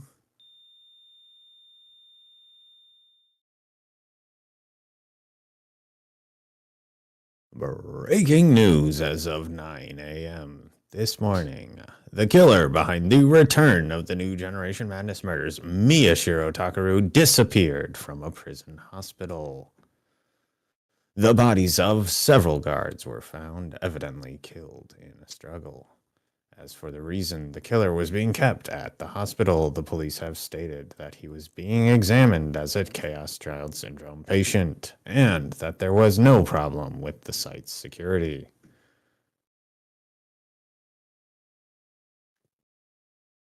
Huh. And that's the common route ending. Huh. Thoughts God. on the common route ending? Too many fucking head fakes going into the end. Yeah? Like, pick a twist and stick with it. There's no need to go for like 3 of them right at the last, the culmination of the last act here. It made this take like an hour longer than it needed to. Right. Yeah, I mean, when it's like, okay, the big evil is like, I don't know, man, it was fun. Like, it really should not take this long to piece through, like, all of the culmination, the final waxing philosophic and all that. But otherwise, I don't have a lot of complaints, really. It just, like, yeah, right at the end here, it felt like they were like, okay, can't be that simple. It's got to be more complicated than that. No, more complicated than that. Oh, wait, I got this other idea. And it's like, there's like 6 different spots where if they'd have just cut it and said, all right, we end here, I feel like it would have benefited, but I don't know. Yeah. It's a good story. I think going into it expecting that this was like 20 or so minutes of playing and it being 3 hours and 20 minutes. Right. Also, like, kind of threw me for a loop, so. Well, Yeah, no major complaints. I liked the game. It's just like, what happened here right at the end? well, so we're at a end. Yeah. So I don't know if it's gonna work when I hit the button. Let me find out. Let's see. ねえ、タク、叶えられた？やりたいこと。So it's not quite over yet. That's just a common ending. There's still That's something kinda going fun. on. That's fun. I do really, yeah, and I like the multi, path thing where we can start to kind of figure out what's going on. I don't know. Like, yeah, give you an extra couple ways to hear out how the conclusion occurs here. But yeah, it's like, all right, man. The double fake with Sarika and Sakuma at the end where like, okay, she had to tell him to mind control her so that they could do, because it really was all her from the beginning. It's just like, okay, well, like, instead of the fake out, let's just go straight to that or something would be my opinion. But I don't know. Well, it's not a real argument or like complaint, I don't think. what if I told you that there is a reason for that we have not been told yet? Okay, fair enough. That makes sense. And I mean, yeah, like it's not that they didn't justify the stuff that occurred on screen. Like they definitely did. It just like would have been a tighter narrative if they had like abbreviated one or two of those head fakes and just like, okay, let's get the big reveal. Like Sarika's actually an imaginary person. Like that's the big reveal. That's the big boom. Right. And then you like have that happen, at that realization occur around the climax, and then the resolution and falling action after is just like simpler. What is your thought on the fact of her whole reason for existence was make me an interesting person? Give me something. I liked very much that was what it was. Like, give me something to do. Like, give me a reason, like to be like a purpose. Yeah. It's cool. It's fun. I do. It felt like a bit of a cop out because we didn't ever hear that until the very end. Right. It's like, it's not like we could have known. Well, I think any sooner than the very conclusion. Yeah, there's no way you could have thought or that. Something. So, but I think the idea, the showing the scenes of her like kind of leading the charge at the Love Hotel, and we're like, hey, Taka, did you happen to see this in the picture? Like she kept egging him on, It was what got me on her shit. Like, right. There was a bunch of that little like vibe stuff that was like she was having too much fun with it. Stuff's weird here. Like everybody else is treating this like it's like they would like quasi normal human beings would respond, right. And like Takaru and Sarika are both just like, and fuck yeah, let's meddle with this murder. Let's go. Like ongoing investigation. Who gives a fuck? Like, so it's cool story, cool whodunit. I think it it feels like it got away from them at the end a little bit here for this ending, at least. It wasn't quite as like tight of a story. Yeah, like I said, there's a reason for that, but it will have have to wait. The next planned thing to do is go through the individual character routes. So, right. First on the list is Ari Mura's. And the one thing I would say about that is I hope you like the Twilight Zone. Okay. After that is Kazuki's, which is an exciting one because we learned why she doesn't speak. Like I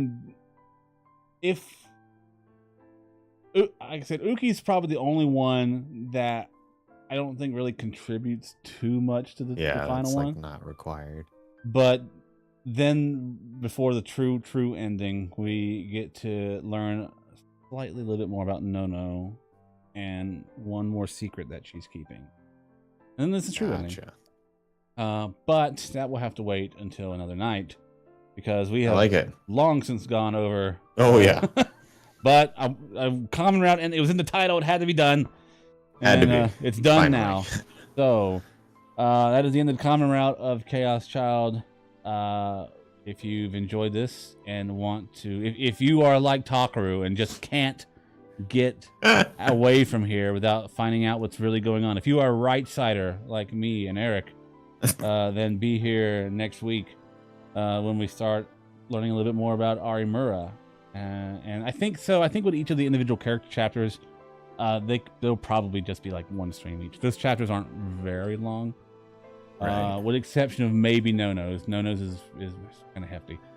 But yeah, if you are a right-sider and want to know the truth about Chaos Child Syndrome and what's going on in Shibuya, then we'll see you next week. We stream every Monday, Tuesday, and Thursday. And if you want to get notified, you can sign up to the channel or join a Discord. There's a link for that down below. We post over there when we go live, and it's easy to get access to it. And if you want to put money towards the collection of bail money to get Takaru out of... Oh, no, wait. Sarah got him out. Never mind. Did she? I think he just like died or something. You know what I mean? Like that. I feel like that was like... Oh, yeah. Or he recreated her, or like, because he was in a prison jail cell. That's right. And he just like real booted himself out of there. There was that beep at the end. Is my vibe. Yeah. But I don't know. Could be. Yeah. Anyway, we'll find out next week. Until then, we will see you because I'm going to bed. Yep. Bye-bye. Bye-bye.